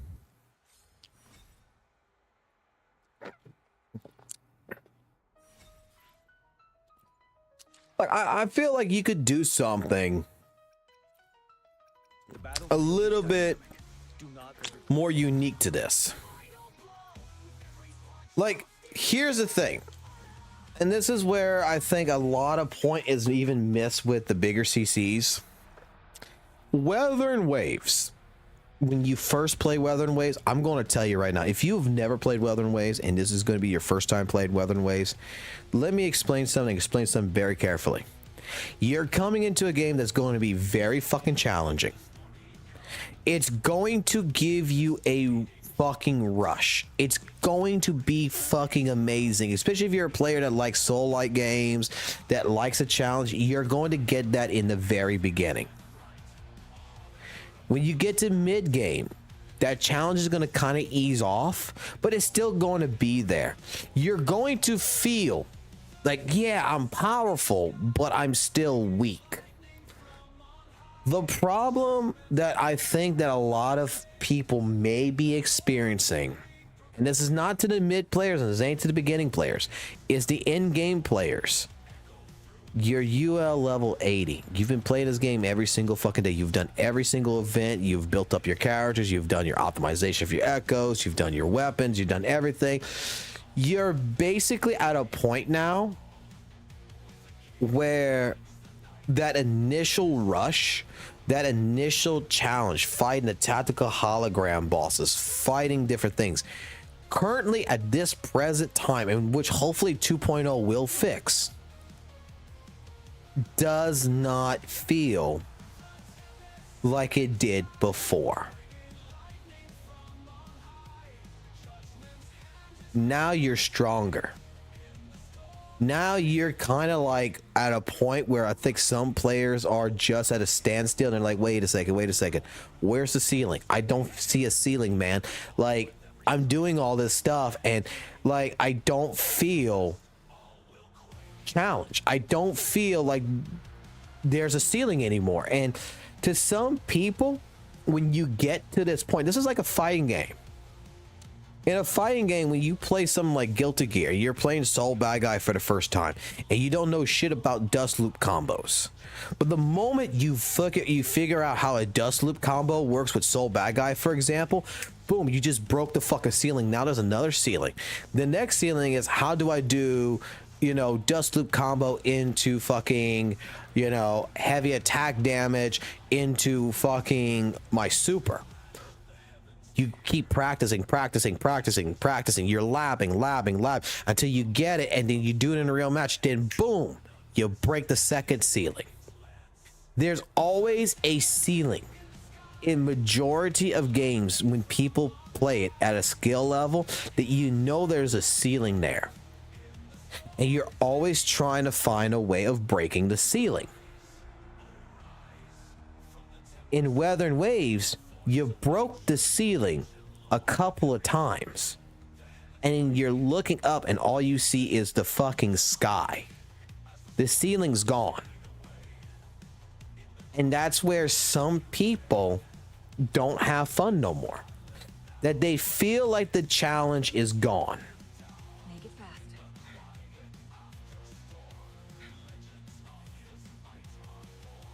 Like, I'm gonna be honest, I think one thing Kuro did, in my personal opinion, as great as it fucking was actually probably one of the worst decisions in this game. And I don't know how Saintontas would feel about this, but I think the generosity of 1.3, I think it was, right guys, it was 1.3, where they gave us the 2 fucking million shells and all those additional resources and everything else, was a bit of a problem. I think that should have been reduced to at least half the cost. I think they were way too fucking generous, because what ended up happening is I was able to fucking go ahead and start really doing these fucking trees and just plopping into these fucking trees with all these characters. Like, Camellia is a full fucking 10, 10, 10, 10. Like, I was able to come in here and just start plowing into this shit. And I didn't earn it. I just did a stupid little event of parkour pressing grapple hook. A stupid little event that bagged me a bunch of fucking resources.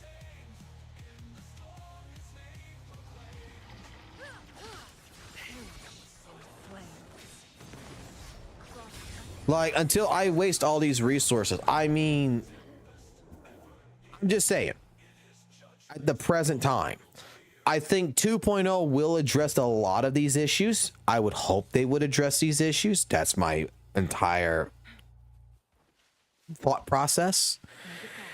Is that I do believe that Kuro is cooking. And I think Kuro understands that, you know, we want to cater to the casual players, but I even think, okay, I even do believe, and as much as, you know, a casual player tell me, nah, man, no, I don't want that shit. You kind of do want this. Even the casual player wants to be challenged. They don't want a big ass fucking challenge. They don't want a fucking Dark Souls fucking challenge. But they don't want to feel like they're button mashing either. There's a time and a place to want to sit here and button mash. And if that's the case, go play fucking ZZZ. Go button mash all the fucking one ZZZ, bro. Like, you can't fucking lose in ZZZ. Fucking ZZZ is button mashing fucking goddamn bullshit. Okay, I'm sorry.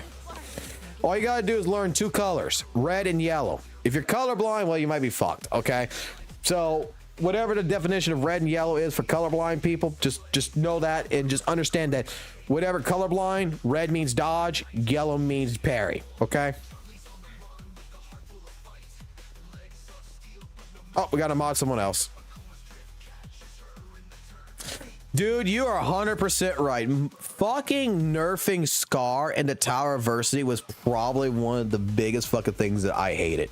I beat vanilla fucking goddamn Scar, man. I was so excited. The motherfucker was attacking like a son of a bitch. He was on my nuts. It was beautiful. And then they nerfed it.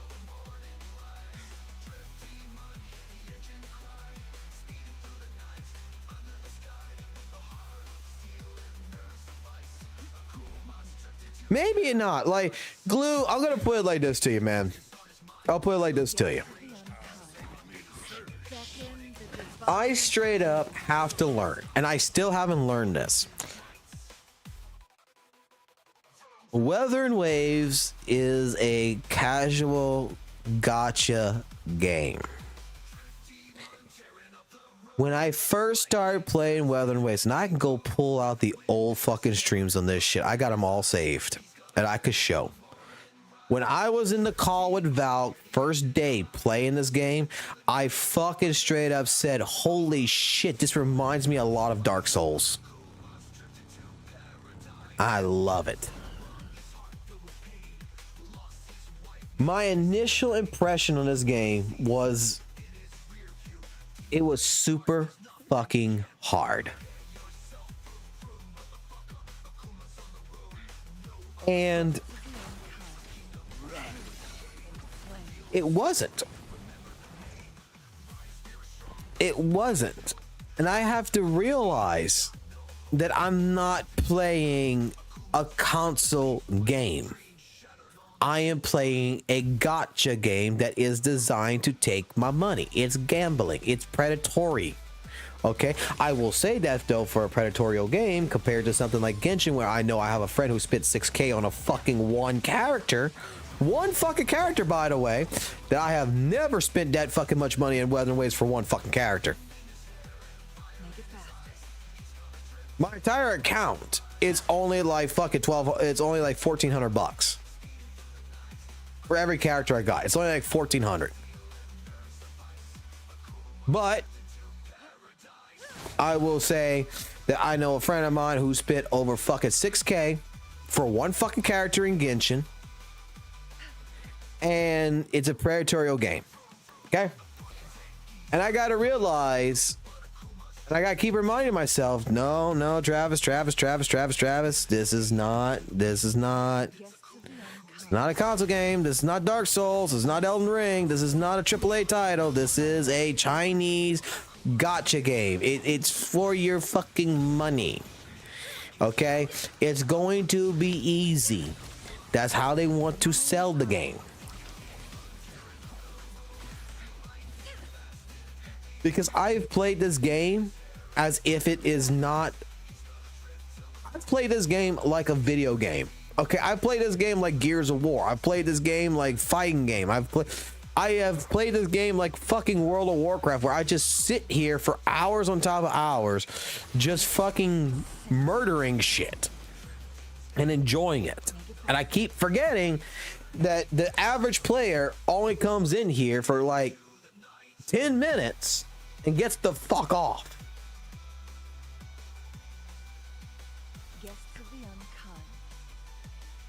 Which I don't understand why. I'm gonna be honest, I don't understand why. Especially when you got so many fucking chests in your world. And I mean, go collect them. Make it fast.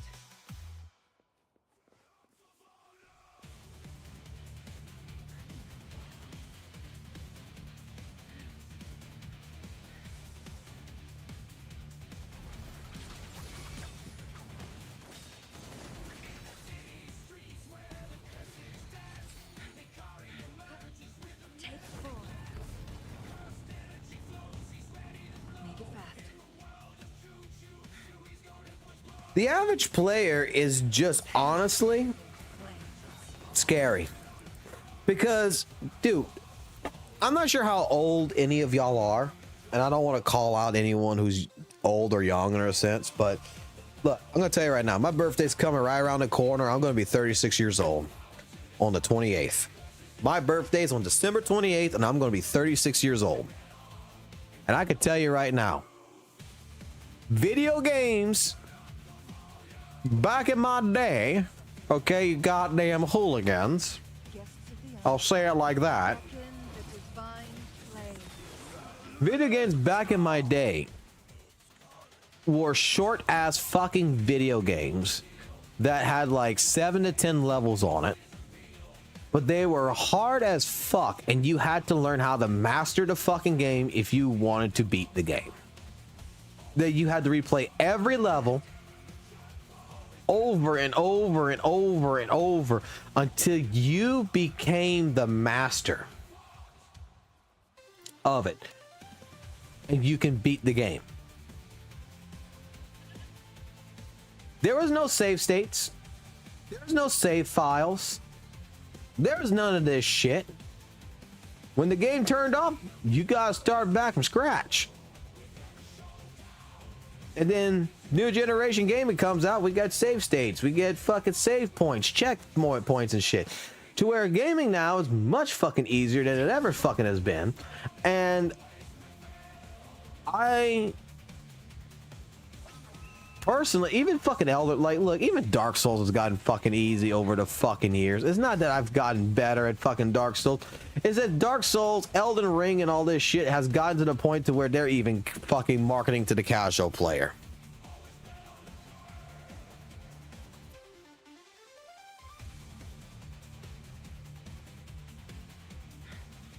Guests of the unkind. And that's a me fault. That's not a Wuthering Waves fault. Wuthering Waves is perfectly fucking fine.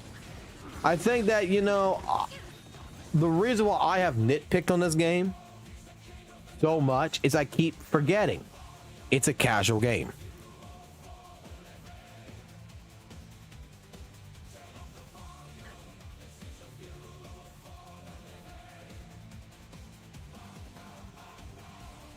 So you're pushing for more hardcore games in general. I'm pushing for challenges that makes my brain think. This is the reason why I stopped playing ZZZ. I sat here, and WutheringWaves doesn't do this, which I'm fucking thankful for this shit. I'm actually thankful for this shit. But you want a good comparison? Like, you want a very good comparison of ZZZ versus WutheringWaves? Saintontas does not need to play ZZZ. I can tell him right now all about ZZZ very simply, and the reason why I stopped playing it. I got into it, but I got to a problem that WutheringWaves does not have that ZZZ has.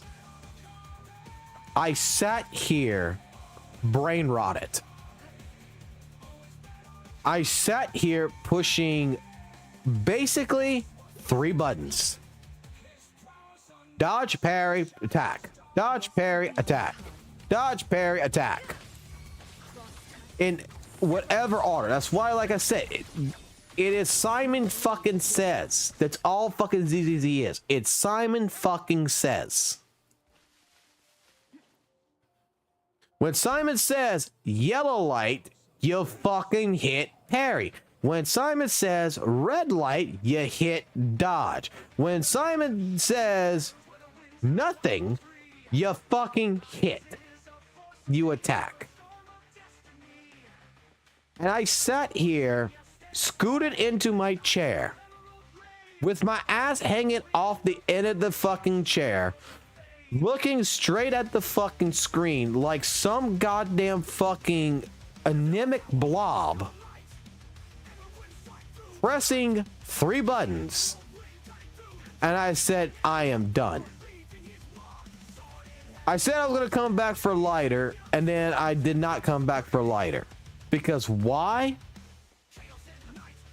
I did not want to get caught back into the scenario of me sitting here and being a blob. Yes, Tobias, go touch some grass.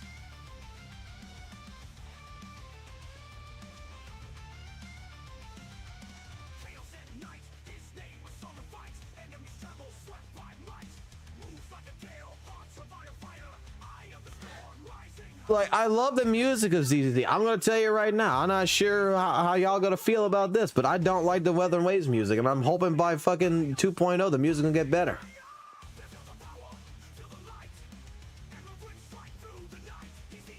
ZZZ, I'm gonna be honest, I fucking love the music. The music itself fucking pumps me up, especially the boss themes and shit. It pumps me up when I want to fight. I fucking like the music.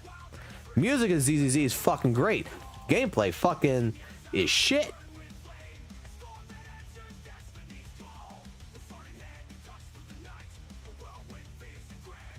Hot take, but can't say the same for WutheringWaves. No, WutheringWaves,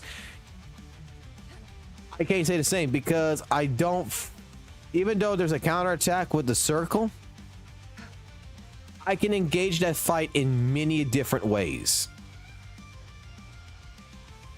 I can engage that fight with the parry, with the counterattack, because there's no parry. There's no parry in WutheringWaves. It's called counterattack. I can dodge. I can maneuver. I can use the grappling hook. I have full-blown fucking 360 Y, X, and Z momentum.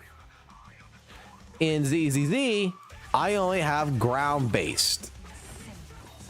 I only got a vertical platform. Basically, I can't jump. There is nothing for me to do. I am on the ground. So now you have just taken away another element that basically makes it a lot easier. It sounds dumb. I understand this is gonna sound probably really, really dumb, but this is my personal opinion. Not having a jump button in ZZZ makes the combat 10 times easier.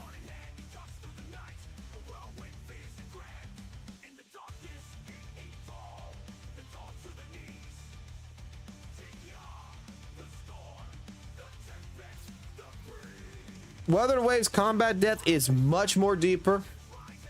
I think ZZZ could be much more deeper if it actually had a jump button. I'm sorry. That is my biggest complaint.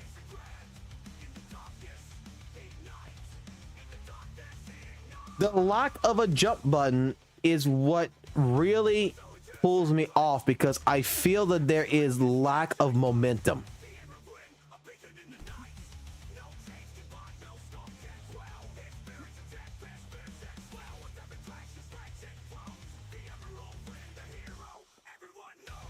You know what? That's actually a good analogy. ZZ makes you feel like a demand, where WUWA lets you earn the feeling. That's actually a good one.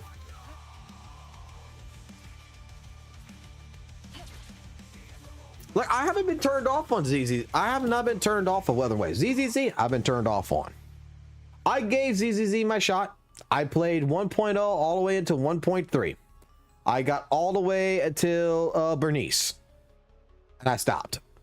And I'm not gonna fucking lie, Bernice was also another character that legitimately made brain rot, because I don't know how many motherfucking friends I had. You lasted that long? I did it all in like a month, because I didn't play ZZZ when it first came out. I played ZZZ for about a month. It was right after Jane Doe just released, and I started then. I started after Jane Doe's release, right when Caesar was released or whatever, and I picked it up with Caesar, and I did the 1.0, did everything in there, went to 1.1, got into this 1.3 bullshit, got all the way to fucking Bernice, and then I told my friend, like, okay, ZZZ is your game, it's not my game. I gave it a shot. Because every fucking person in my chat basically told me I was gonna have fun with the game once I got past the TV section. In all fucking honesty, I think the TV section was actually more fun.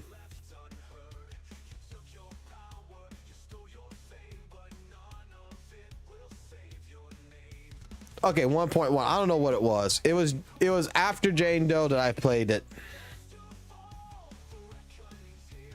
It was after Jane Doe. I'm not sure what it was, but like I'm saying, I legitimately tried it. And like I said, I think the TV section was actually my most favorite fucking section in the entire fucking game.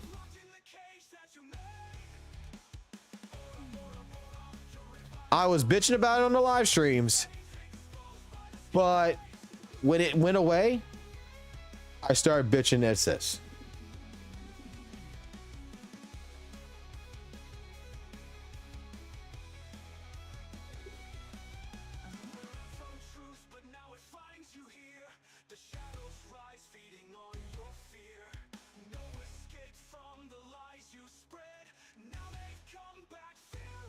If you don't mind, I'm gonna go use the restroom real quick. I'm gonna be right back.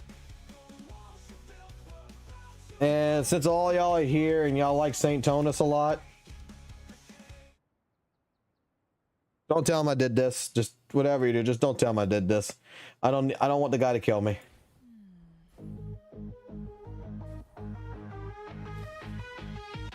Saintontas rises, the EOS machine. In the chaos of battle, he reigns supreme. Twin dragon ego, I'll be right back. untamed. Kuro's defender, the one they've all named.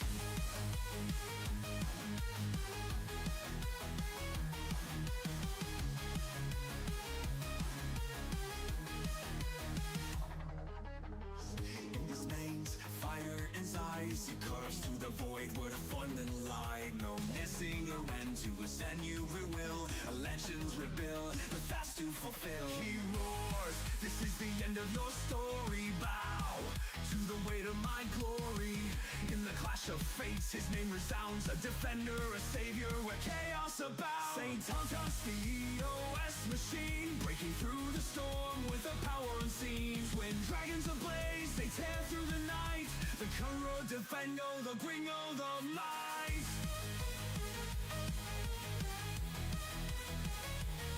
His ego unleashed, a double-edged sword. Both his gift and his curse, his eternal accord. With every strike, he shapes destiny's thread. Each foe that he faces soon meets the dead. When you face him, a story untold of idols and burdens, of filing clothes. And burning eternal, no morrow can hide. The sense of love and love's in his mind. light.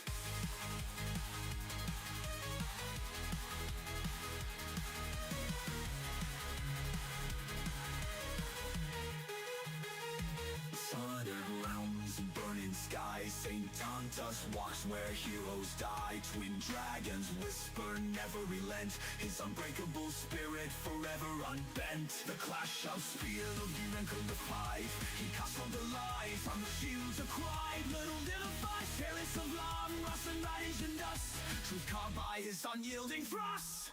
He roars, this is the end of your story. Bow to the weight of my glory. In the clash of fates, his name resounds. A defender, a savior, where chaos abounds. Saintontas, the EOS machine, breaking through the storm with the power unseen. Twin dragons ablaze, they tear through the night.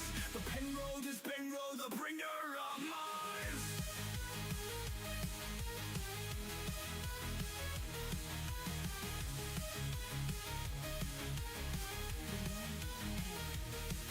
Saintontas, the legend untold. Through the ashes of war, his path unfolds. Twin dragon ego and unstoppable tide. Forever the sentinel, forever the guide.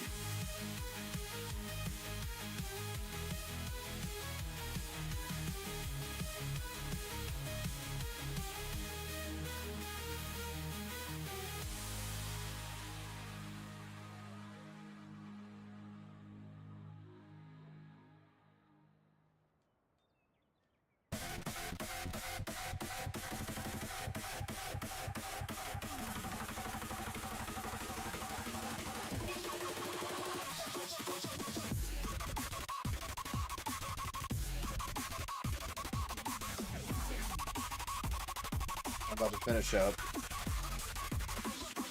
Ay, ay, ay. Oh, not this funk shit. Take this off. Put this. Let's go back to my BG music. 1 second.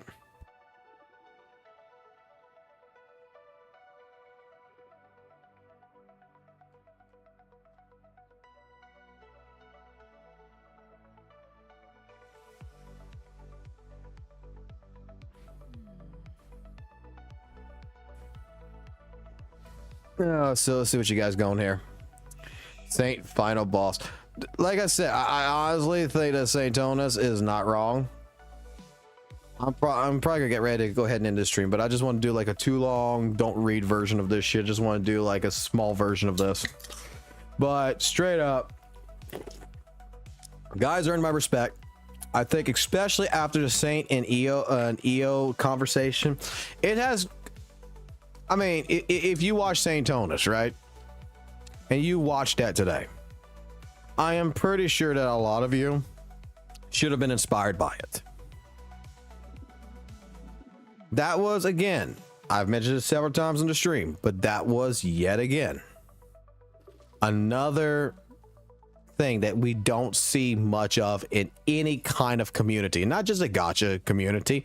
I'm talking about even in the FGC. I'm talking in the Souls community. That's the first time you see two content creators that is legitimately sitting down together, airing out their differences, airing out their problems, and developing solutions around those problems. It was more about the solutions than it was about the problems. Like, I'm going to be honest, the Brax conversation with Saintontas was more about the problems and only the problems, right? And even though Saintontas, I think, wanted the answer of what possible solutions, it was Tectone that was trying to give solutions. But Brax just kept wanting to, in my personal opinion, kept wanting to push the problems. The moment at hand, this very moment, So is the best of our lives. wait, they're not allowing people to post the WutheringWaves 2.0 live stream? Huh. I think there was some character development. Like I stated this, Heyo world, and I'll say it like this. I think today was a really good thing where I talked to him in his chat a couple of times and he acknowledged me. Now I know that me and Saint, which I want to fix this problem myself, if he deems it's okay, there's been beef. There's been an issue. I know that there's a message that's gone around in a DMs, in a couple of DMs, to where I am not considered, quote unquote, a valuable person because of how I basically was in the beginning.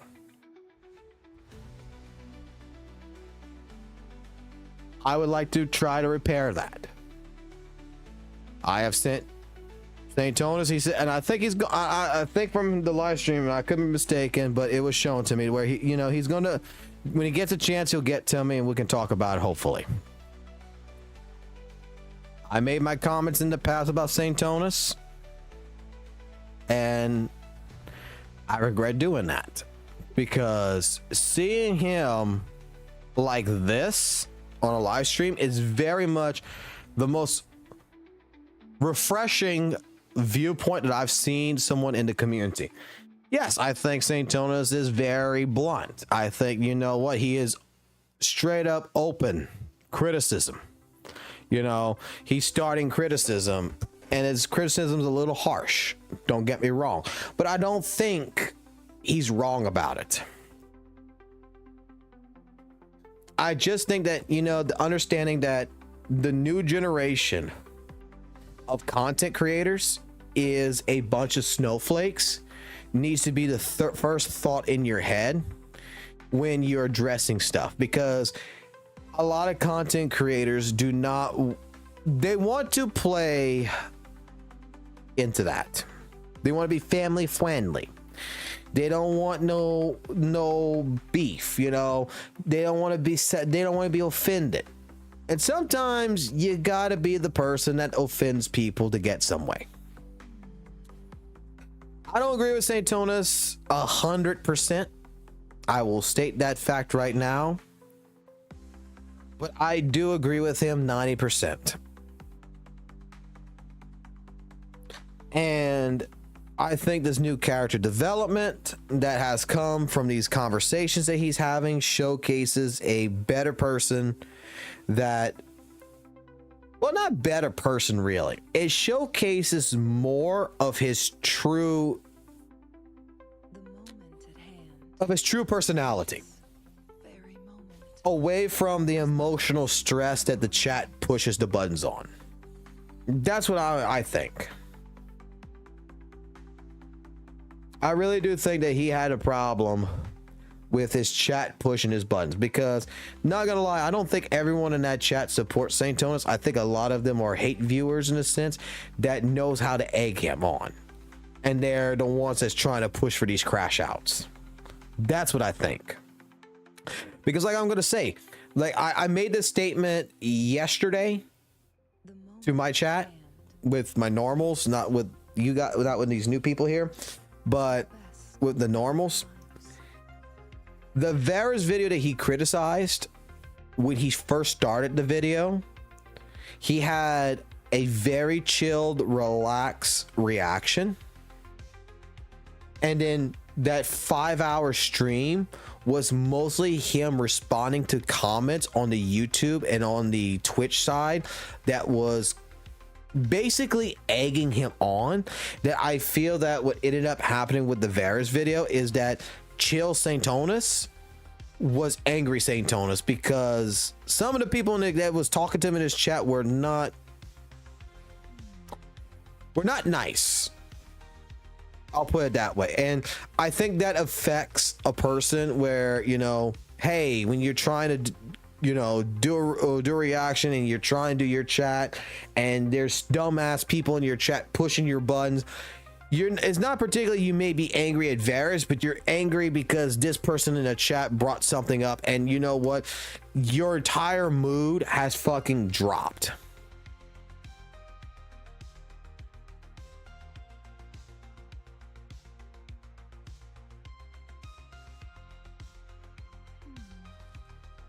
You know what I'm saying? I honestly think that is why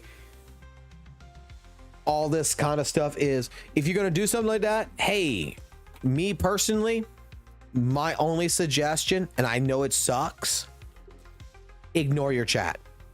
Do your reaction, do it the way you would normally do it, and after you're done, then talk to your chat.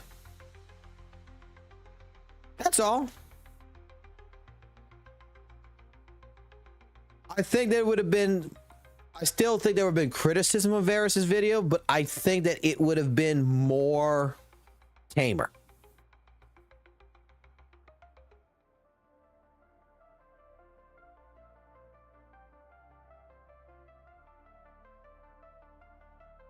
I kind of want him to go back to his old type videos too. I'm not gonna lie. But I honestly also, I kind of want him to go back. But at the same point in time, I do kind of like the new format.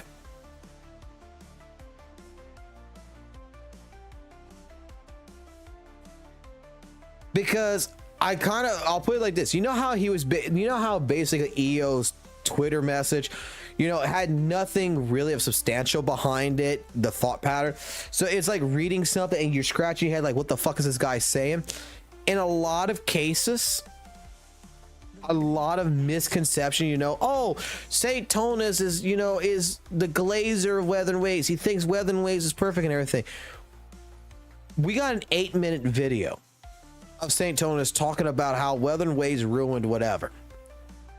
In a live stream, we got Saintontas that's explaining more about the concept behind that and acknowledging that there is problems, but he wants to keep the video at a positive level.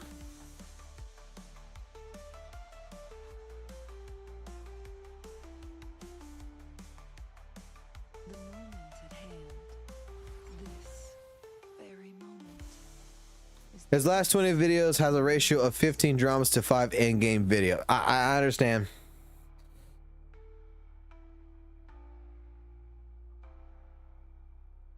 Like, I'm gonna go check my email. I'm gonna go check my email real quick before I leave, because like, look,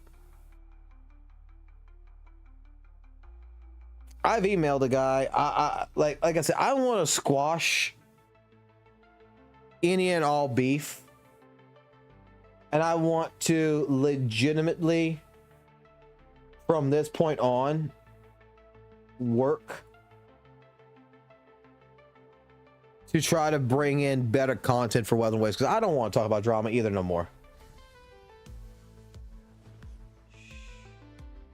What the fuck is this? Jesus Christ, more fucking goddamn Chinese motherfuckers wanting to fucking do stupid shit. Nope, nothing.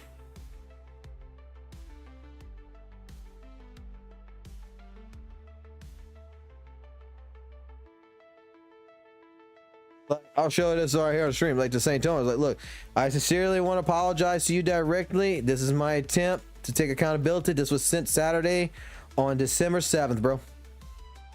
In case you're around, I did send that to you.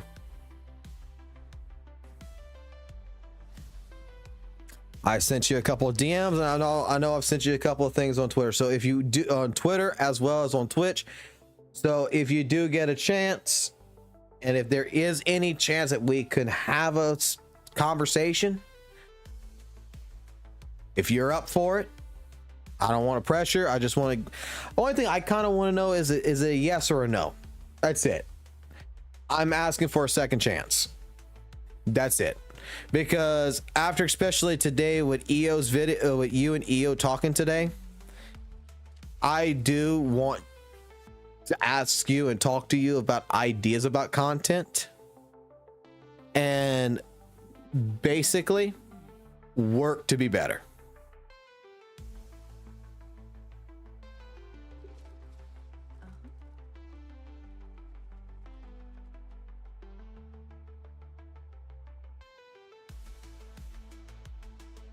Like, I'm not sure what route to go here. I mean, I appreciate that he acknowledged me a couple of times because like I understand, like, you know, some people are worried about doing like WutheringWaves content because, you know, all my channel's only based on this, but it's like I stated this in his chat, he acknowledged it was apparently a good comment, which was, I stated, is that sometimes the like when it comes to algorithm, it takes time for it to build.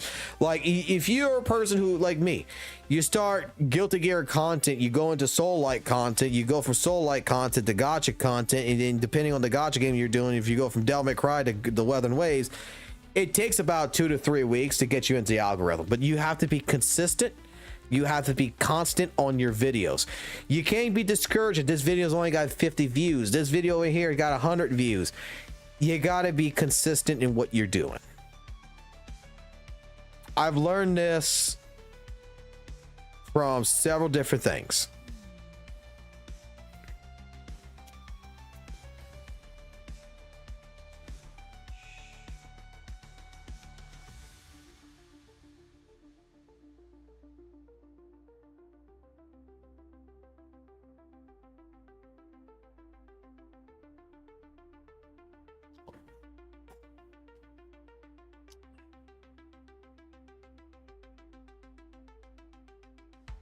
I think that honestly, even though Saintontas corrected himself, I think the wording he used was actually the proper wording originally.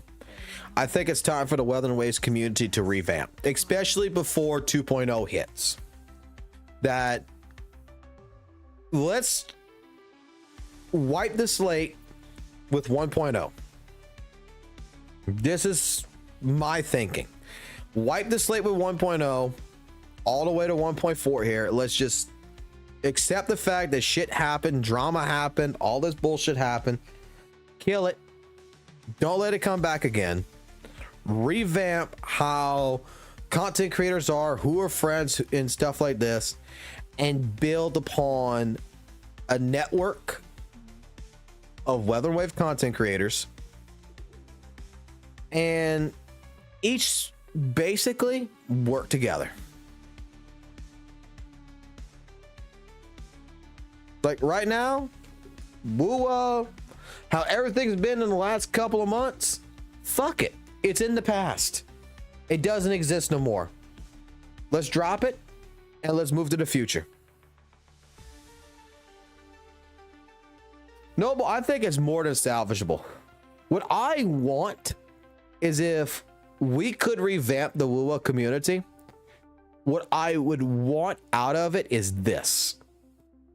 I want it to where when that Hoyo fucking person comes in to start their shit, the Hoyo shield, like everybody calls it, even though I don't go by titles, and they say your game's fucking trash, I don't want to attack them.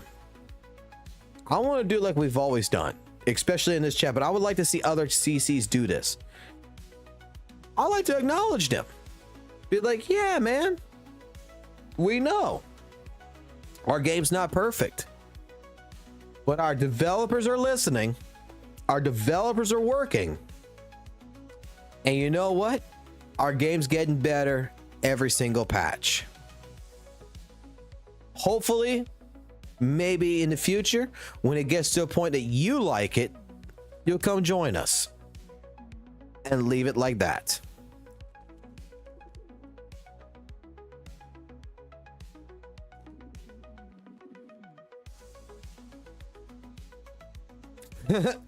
So at the end of 2.0 fits, all 1.0 phase units will be power crept. So you could definitely say after 2.0 the past update will be worthless. Yeah.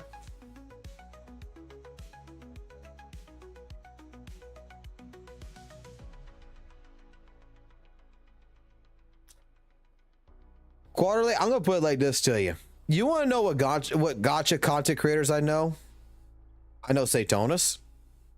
I know Tectone. I just discovered IO today. I know Thoma, Captain Cabinets, Riku Sensei, apparently, I think. I don't know many. Now, if you ask me about fighting game content careers, oh shit, we can get into that fucking ball game. Oh yeah, I also know V. Glavico. I think that guy hates me. The one you just mentioned there, WUWA. I think that guy hates me. That's like one of Noisy's friends.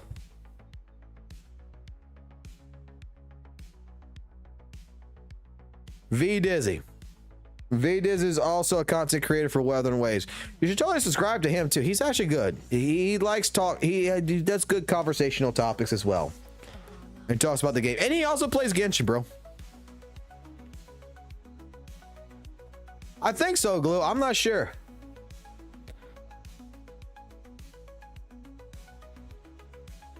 Typically when I stream, he's streaming or whatever at the same time. I need to try to talk to him.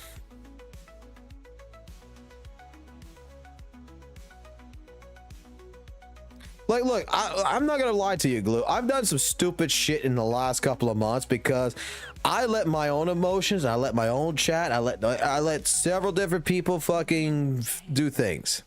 This very moment is the Like, look, best of I'll go put it like this to y'all. VXV Fiction. Boy, I ghosted his ass. Okay? Because I had so many people told me not to talk to him, backstabber, guy's gonna try to entrap you, guy hates you, he's trying to use you and everything, blah blah blah. I ghosted him because I didn't want to get on his podcast or whatever to talk about Gacha Smack because I felt like the subject about the Elizabeth Death thing was done. And legitimately, I ended up starting talking to him after all the drama stuff that ended up happening with me. And I'm not gonna lie, we had a good I think maybe he might see it differently, but I think we've been having good conversations every now and then to where legitimately I don't think he's a bad guy. As much as people have told me he's a bad guy, I don't think he's a horrible person. The way I see Fiction is if he thinks you've done something stupid, he calls you out.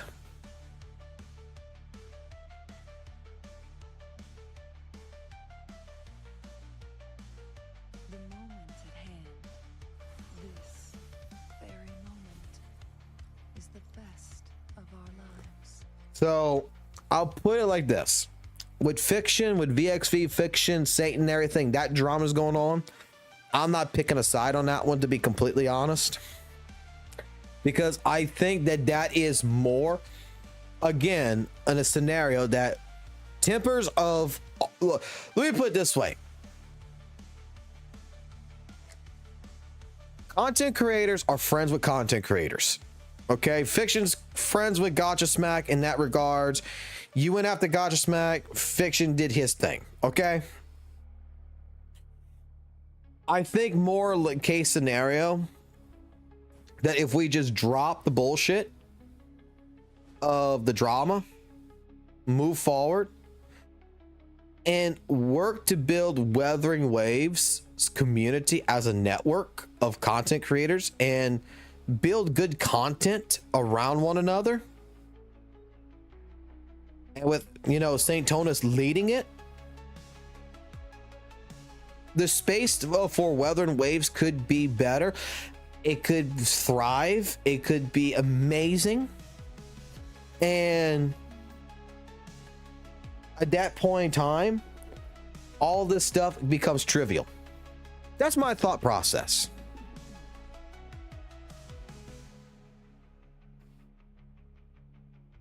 I think Athoma's all right.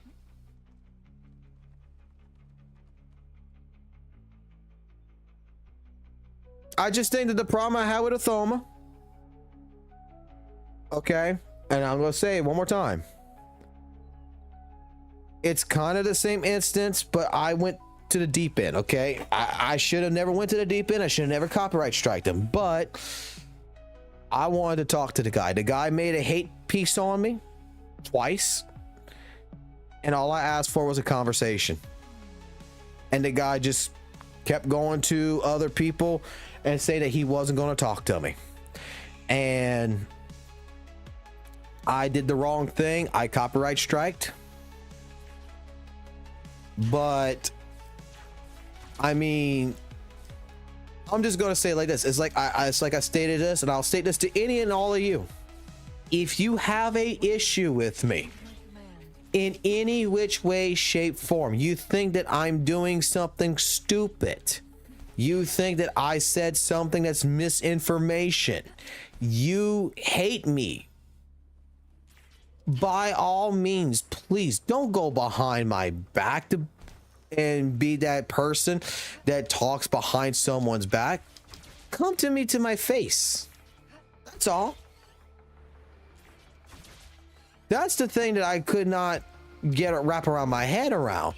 Is like, if you're brave enough to go ahead and make a video about me and say all this stuff, can you not be brave enough to come talk to me?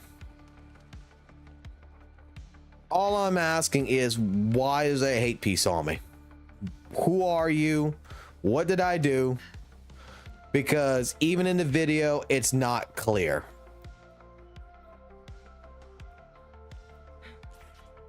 Do you understand the full concept of why I did what I did? That's the kind of things. And several people, including myself, I mean, he wouldn't talk to me, and several people, you know, tried talking to him on my behalf, say, hey, look, Fox over here would like to talk to you, whether it's on or off stream, just to find out what the problem is. And I got, you know, someone that laughed at me, says, nah, I don't need to talk to him. I don't want to talk to him. I mean, you're gonna make a video, you're gonna be like this, so I would honestly just be like, hey, have a conversation with me. That's all. Yeah, I saw it, Drax. I saw what you did.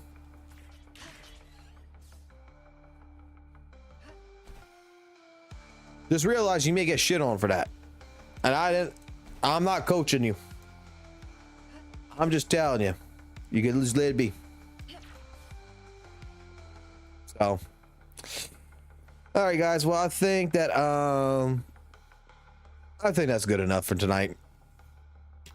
If you guys would like, I'll be around tomorrow, and I'll live stream then. I was gonna stay up till fucking reset, but now I'll just fucking wait till tomorrow, because I work from home on Wednesday. So when I come back home from work tomorrow, I can stay up all night and all morning type deal. Well, Glue, it was nice for you to come in and join in and be part of the conversation. And when you guys type in things and I read things and you ask questions, I mean, it makes it a lot easier to live stream.